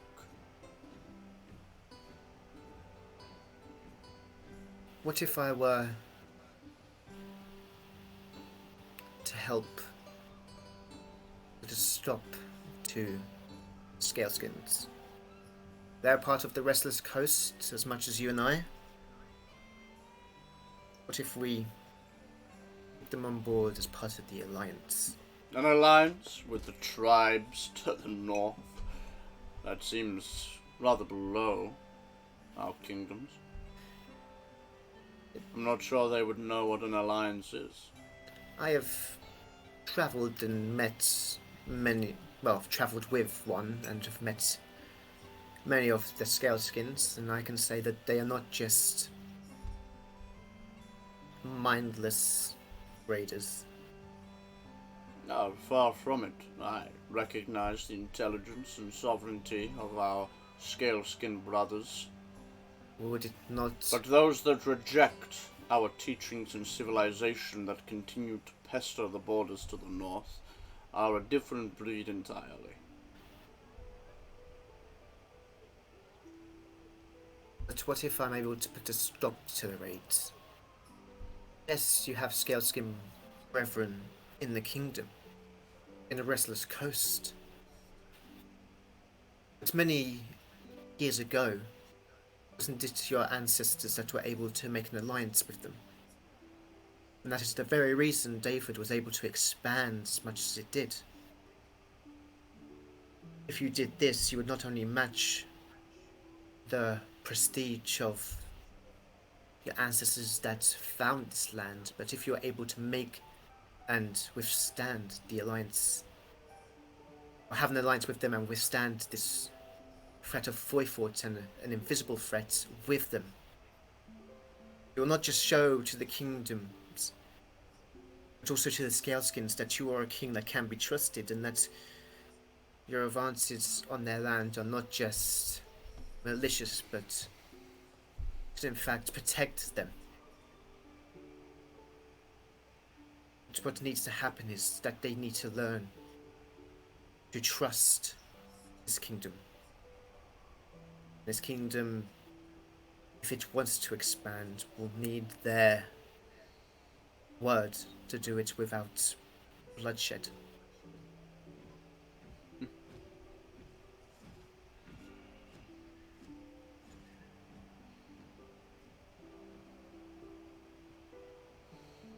They might just want... An intriguing suggestion. They might just Val-Aeria. want their land to be theirs after. And then the raids will stop. They will have to stop wasting troops and money on their raids and live a rule knowing that you have not only brought peace between the kingdoms of the Restless Coast, but also the tribes of the north as well. Think about it. You'll be known as the king that ushered in a new era of peace. An era where families do not have to worry about their sons and daughters and lovers to needlessly be killed in war. My predecessors saw to the security of the First Kingdom by way of war. Yes, and you can be the man to realize that times have changed. There is no need for war. The only war that we should be facing is against those that aren't fighting for a cause, but fighting for dominations. Like the Illithids. Like Foyfort. And yes, like Foyfort. If we can band the rest of this coast together, and if Foyfort sees this, they might stop. And, well, if the Foyfortians stop and sign a peace agreement, so will their raids in the land that they have gained.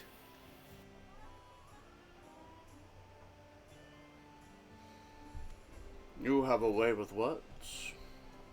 Well, But as of right now, they are still but words. I get that. These border conflicts,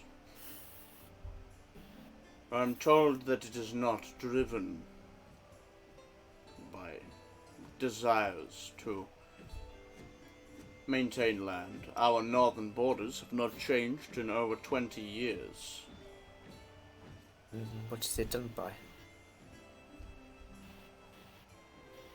The Basques of the north believe that we have stolen something from them. And in compensation for such, they raid our border civilizations. What is... Murder towns and villages. Steal children in the night. Kill our hunters. Murder our lumbers. What is this thing that they believe is stolen from them. I am no expert in their culture, but I am told that it is something of valuable worth, at least to the Basques. Enough that they would risk war with us.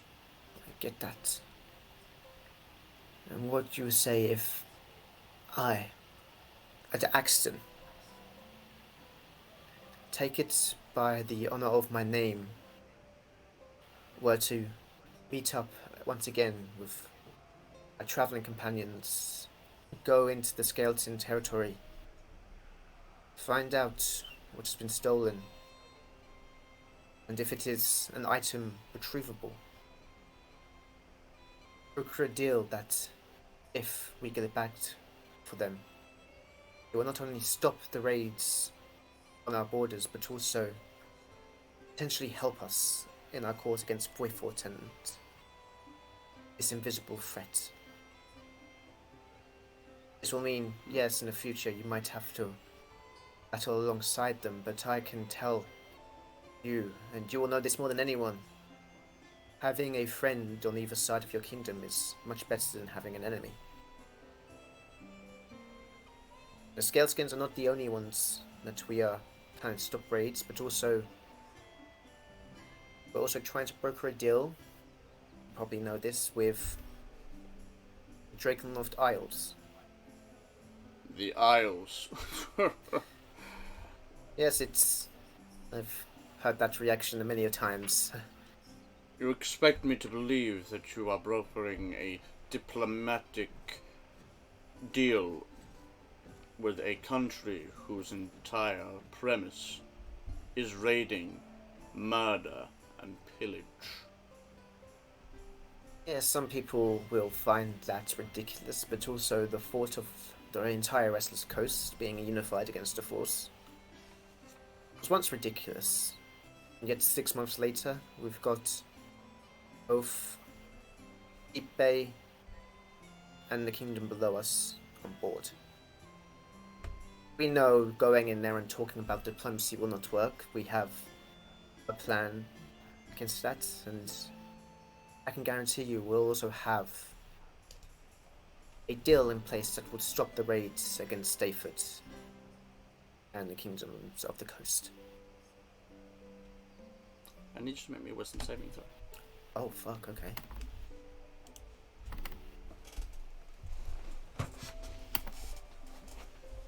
That's an 18. 18.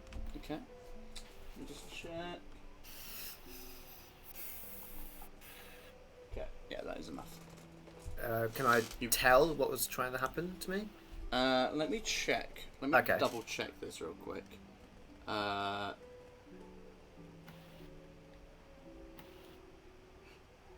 You do. You begin to feel like this effect on your mind, and it's almost like someone is probing your thoughts, or attempting to like probe your thoughts deeper. I'm going to look over to the sister. You can see that she's looking at you. There's a great deal of concentration, and as you feel that sensation pass, she just kind of looks away from the kind of squint she was giving you to a more relaxed expression.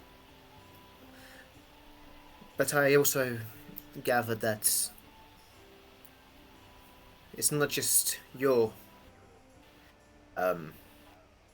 blessing I need, it is also those sitting around us today that also need to give their blessing. So I ask, does anyone sitting around here have any thoughts they'd like to give? And I say that looking at her.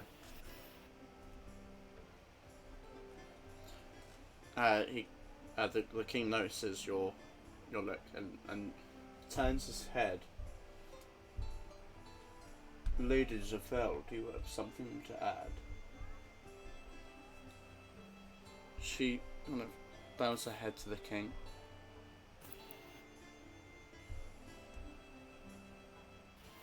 I have not been able to probe further enough to determine the truth of this young man's honesty.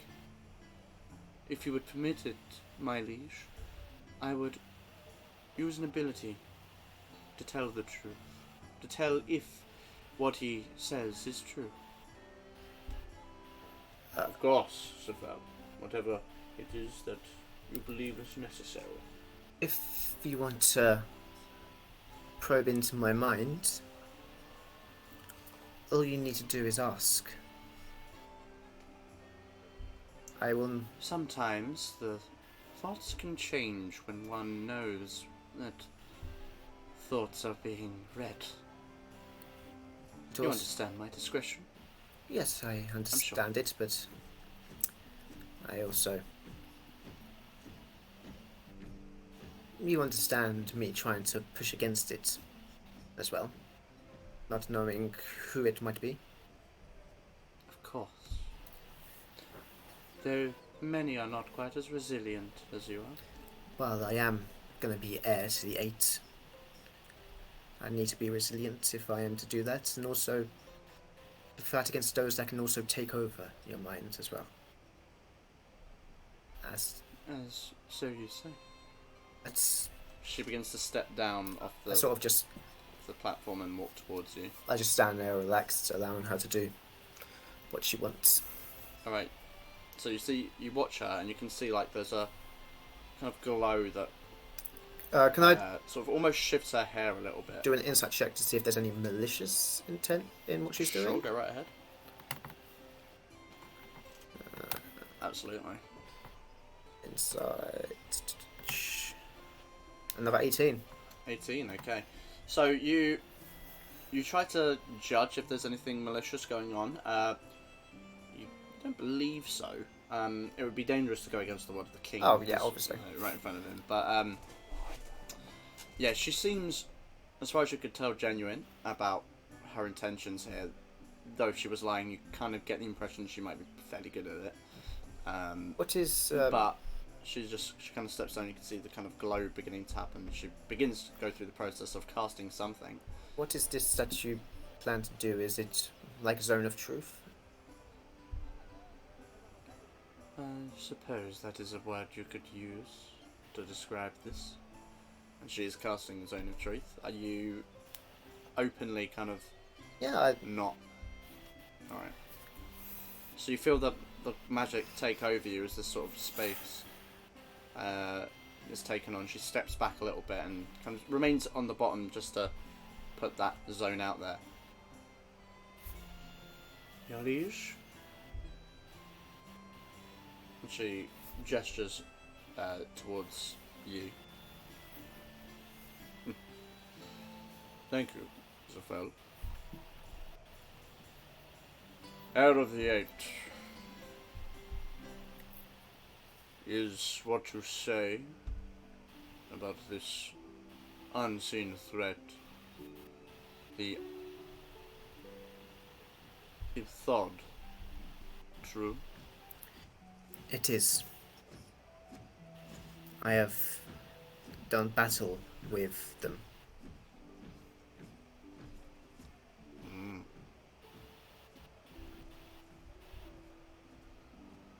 And you are sure he is not lying about this? No, your liege, he's not. I'm certain of it. Then this is indeed very distressing.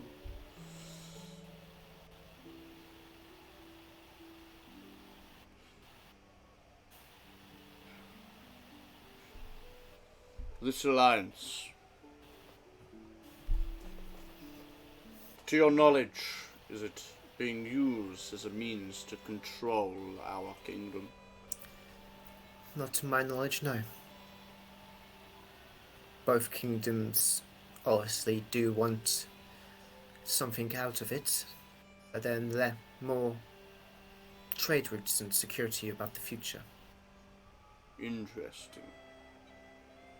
What is it that they request? Dyfed wants trading routes, safe trading routes up to this kingdom, and the kingdoms below it as well. And Is it Verloom below us? Volume is Yeah. below the kingdom. Verloom would also like sharing control over Seal City. Ah. My ambitious cousin, May I ask why? of course. May I suggest why this might be a good thing? You may. Think about it. Her kingdom is, well, I have travelled it, many moons away from Seal City.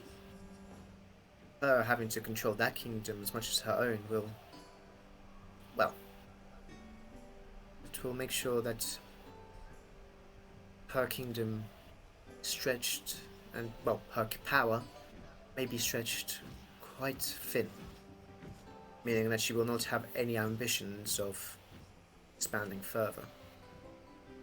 If I know that devious woman well enough, I believe she will have her son placed on the throne there. Yes, but I have also met her, and I get the impression that she will have true power there, not him. You understand what I mean? Of course. That is a problem. I say it might be a good thing. It secures that this devious woman, as you call her, will not seek to expand any further through risk of stretching her kingdom too thin and her resources too wide.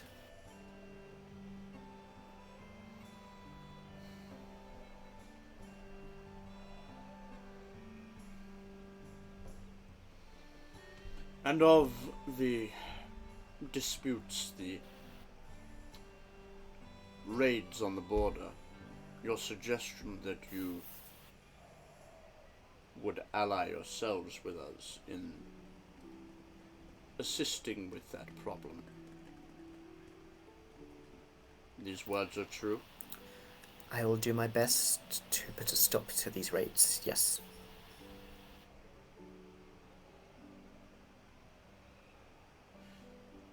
Then, out of the 8, tell me, what is it that you are requesting beyond a verbal confirmation of joining your little alliance? I would seek it written down in a contract that Dyfed agrees to join the alliance, and there will also be a meeting place that my friends are sorting out at the moment, where all the kingdoms will come together and discuss in a round table about what to do. And what is Dyfed expected to bring to this deal? Mainly a show of power and unity Our armies. for show against Foyfort. If they see not just Dyfed's army, but also Verloom's and Deep Bay's magical powers. And also, not to mention tribes of the north and the ships of Drakenloft Isles, any sane man will put a stop to it. But also the other kingdoms know and believe this invisible threat about the Illithids. That is when the troops will need to be required to fight and defeat this threat. But if we're unified against this threat, we have a far better chance of defeating them than if we are fractured.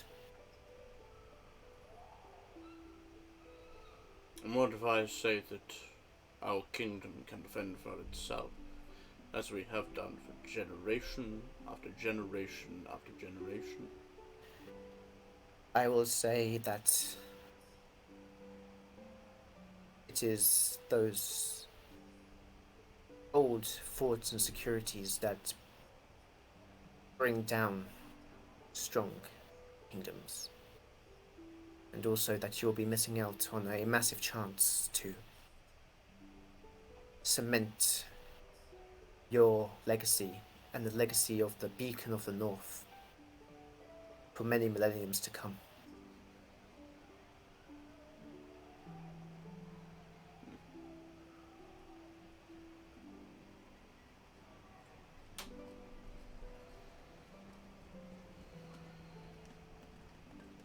An interesting suggestion.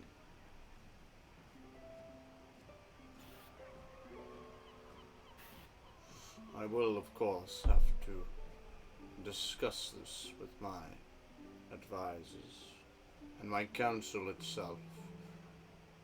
We have spent the past 200 years securing this kingdom. It is the safest, most secure, most prosperous place on the coast. To gift such things to others could be to our own detriment. I understand that. It could also, in a way, show that other kingdoms that you only wish to help them, which will cement the security of your legacy and kingdom forevermore.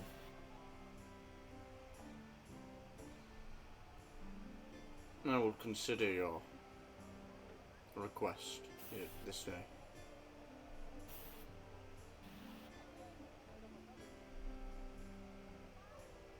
I will consider it, yes.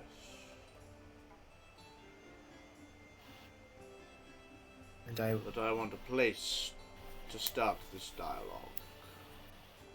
I wish to have a voice in what decisions are made, of course. Very well. I will not take that away from you. There must be compensations. I will not risk my own forces for naught. I understand.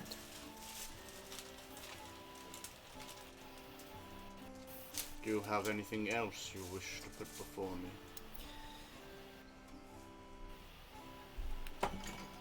Nothing less than I will deal, well, me and my companions and friends will deal with the problems of the North. And I hope once that is done, I hope that you realize that these are not merely just words that I speak to you, but also trusted actions that I will follow through on my promise towards you, and that you can do the same.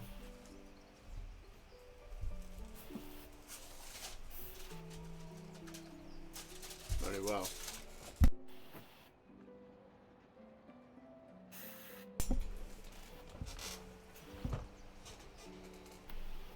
In which case, we are adjourned here. You may leave. Thank you for your time, Your Majesty.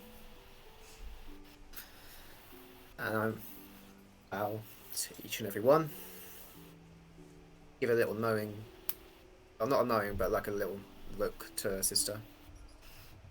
And then walk out. Okay. Take my leave. Very well.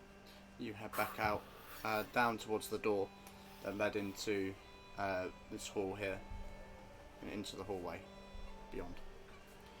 Mm-hmm.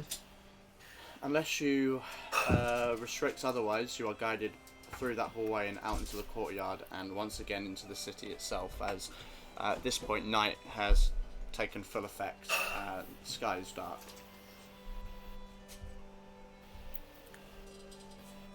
Oh, wow, that's actually pretty well. Oh. Yes, one more thing I need to do, actually. I'm going to walk back to where I live.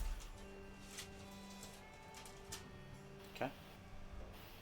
and I'm gonna walk in and tell one of the guards that I wish to speak to my father for one last time before I leave. All right. Okay. You mentioned this to one of the guards. You're kind of held to wait. Turns out they are currently having dinner. You are led to a large hall in your own home, the dining hall, and as you step in, it is only your father here. There's a feast that seems to have been displayed on the table, and he sits at one end in that regal clothing and just stares as you enter. Father, It doesn't say anything. I have had the meeting with King, and tomorrow I will be off. But I wish to tell you that, well, I want to ask about the events of last night. Did you manage to get anyone of this cult?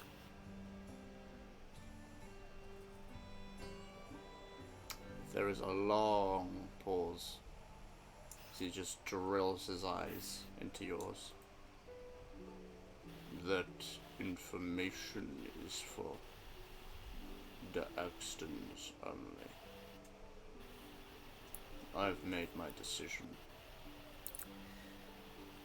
It's only that I wish... Well, there's no hiding it, I'm a petty individual. I wish if any of the cult members of the inner circle got away, I wish to hunt them down and take care of them myself. Think of it as compensation for them brainwashing me for a good couple of years.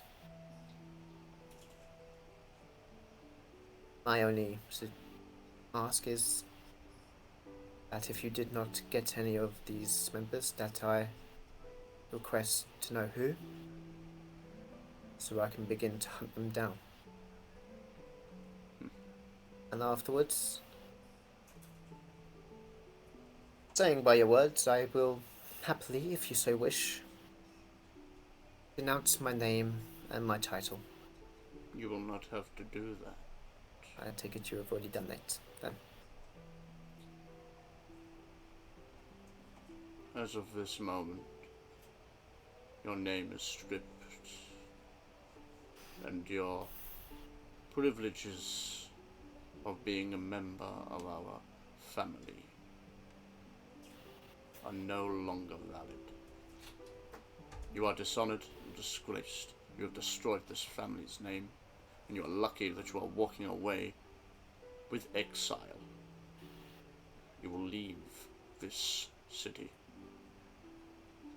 Very well. If you are able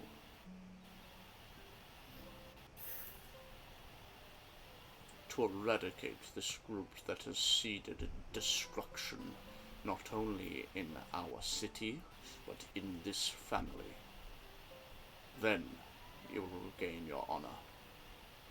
Until then, you are no longer the Axton. Very well. And I'm just gonna describe the name, excluding Zinnia.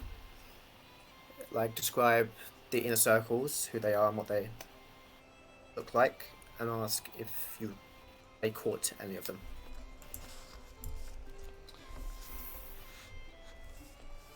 He listens to your description, and names that 3 are missing. Okay. They got. Actually, that is incorrect. There are 4 missing. Ooh. So the ones that they didn't get, I'm sure you can imagine that some of them are. Just gonna open notes. 1 second. All right, that's fine. Cool. Okay, so those who they describe as not having been apprehended are Chain, Of course. Alister, Fuck. Rosa, Yep. and where is he? It would be Vusk. Fusk.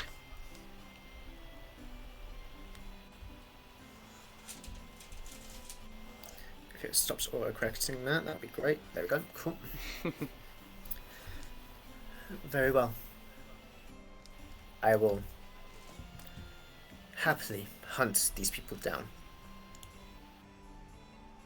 But before I leave, I ask one thing. And that is, make sure you keep Anna safe.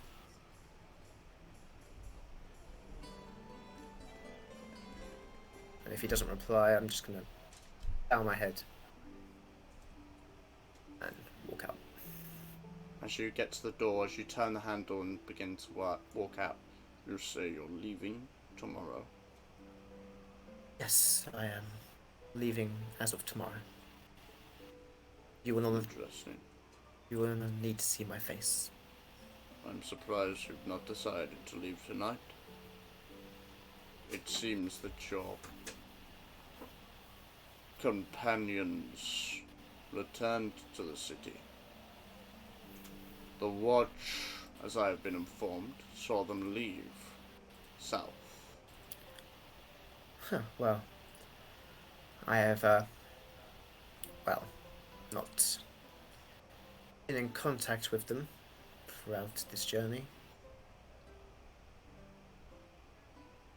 That's interesting. I'll see if I can catch up with them. And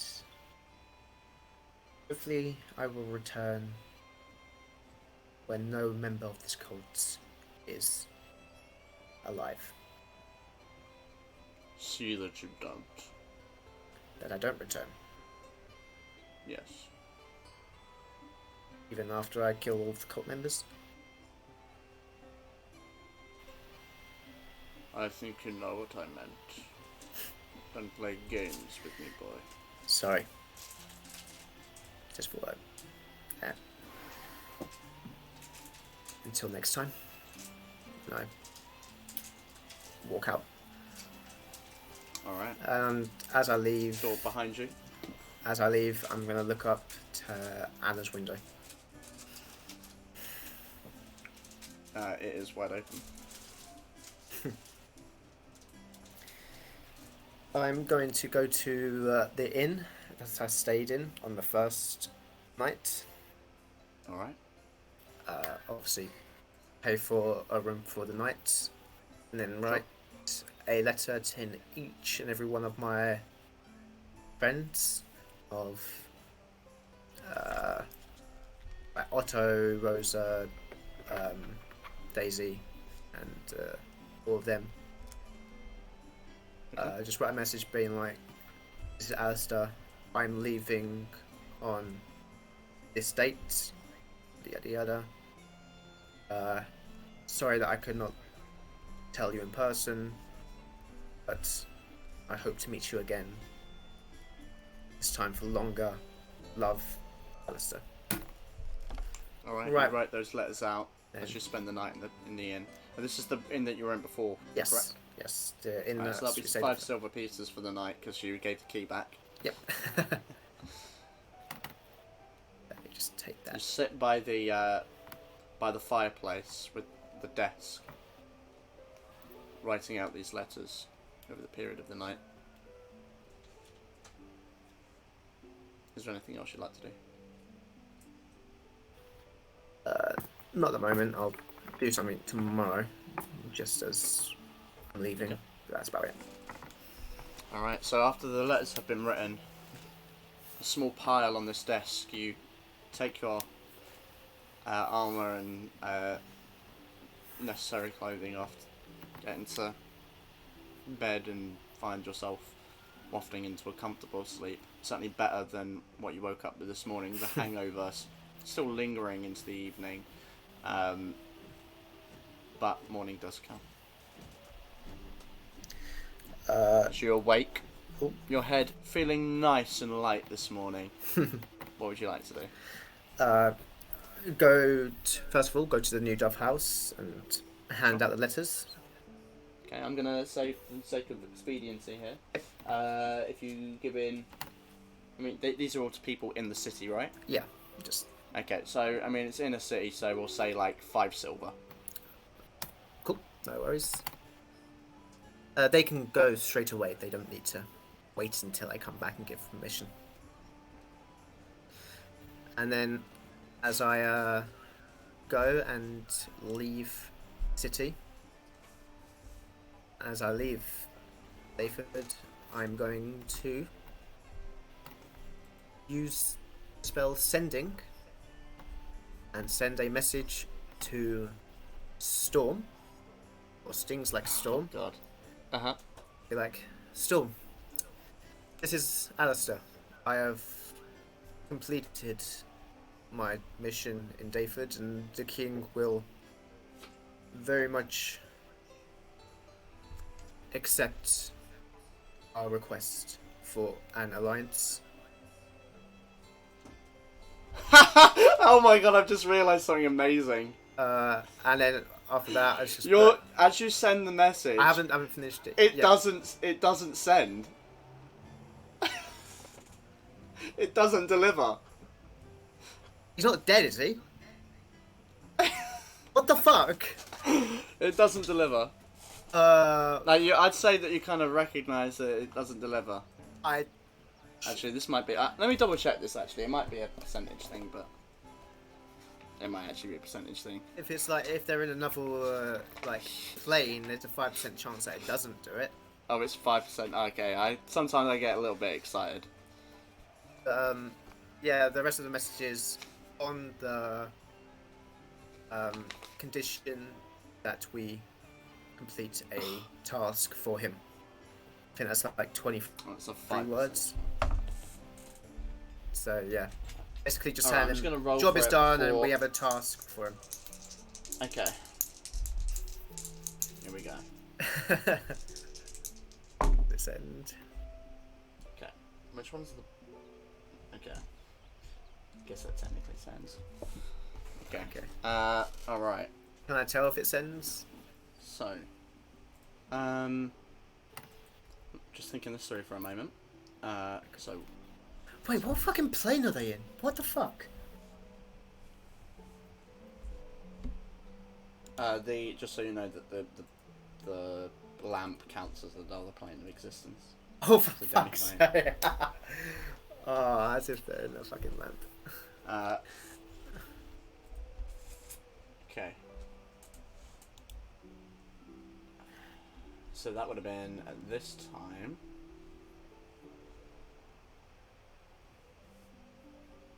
Oh, hold on. Actually, you send it. But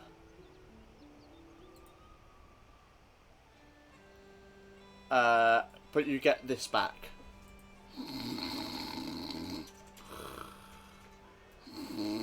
He's sleeping. I send it to all members. The exact same I thing, mean, but they're their all names. technically asleep, but Is it someone I'll doing say the that watch? it weaves into it'll weave into one of their dreams, I guess. It'll be a voice. It'll be a voice. They didn't It'll be a watch. voice message for them in the morning. Sure, we'll say something along Let's those say it lines. like that. I'll find a way to weave it in. So Wait, it what makes time is technical it? Sense. It's the morning. It's the morning, isn't it? Mhm. Yeah, it is. What have they been doing? Motherfuckers. All right. So as you send that message out, What would you like to do? Well, I guess I'll travel south. Don't know why I'm doing the voice. My cover's blown. I will travel south until I get a response.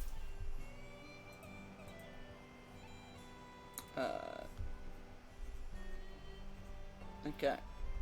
And No, wait. I wrote that down wrong. Okay, so with your business in the city concluded, at least for now, you make to leave the city. Are you simply just heading south? he said the south exit, wasn't it? They exit. He did say they left Yeah, via the south. I'll go the south exit as well. Okay. Alright. So heading south out of the city. I'm not going to do a response on behalf of any of the others. I'll let them kind of decide what that is. But with that, you begin to leave. Just heading south in a general direction. You travel for the day. I guess we'll see what happens with that. Yep. I'll have to line out the time, but we'll see. But I think with that we'll end the session. I think that might be the last one. That's the last one. I'm alive. You are alive. There was somehow, no combat in that somehow whatsoever. Still alive. In those Nope. 3 sessions of me. No, I mean, it got pretty hairy. I'm not gonna lie, it did get pretty hairy at one point. There was 2 chances there where I thought either I was going to have to fight Alister or my father. Yeah, that did come to mind a few times, to be honest. But Holy fortunately, shit. you did manage to I didn't. survive it for now. Oh, looks like I've got a new character arc of hunting down the cult. I see how far that fucking gets me. Wait, All right, Does I'm that just mean- setting up the. does that mean level up? It does indeed. So now, as we officially end the final of the 3 one-on-ones, you'll get to level up to level 12. I believe it's 12. Leveling up to 4 diplomacy. So Wow. I've got many things I need to do now. yeah, you got to consider your next level up. Well, yeah. Also got All right. Well, what we'll do is we'll end it there so we can pop off. So that thank was you a nice for little anyone short that joined one us as well. today. It was actually fairly short. Yeah. I think we're running on about. Our actual session was about 2 hours and 40. Yeah. So Something along those lines. But we got a lot done. yeah. And I guess that means I'm pretty confident we'll be able to bring you back on the Sunday. It's Sunday. It might. I mean, if it depends on what they do, I guess. But they're kind of like in a position to leave, so they might actually be able to see you. I can't wait to hear all the in-jokes that I don't get. Oh goodness. We must Yeah, it's be gonna be. eating. It's gonna be. Oh no, please, God no. And on that bombshell, we'll see you on Sunday. Bye. Bye.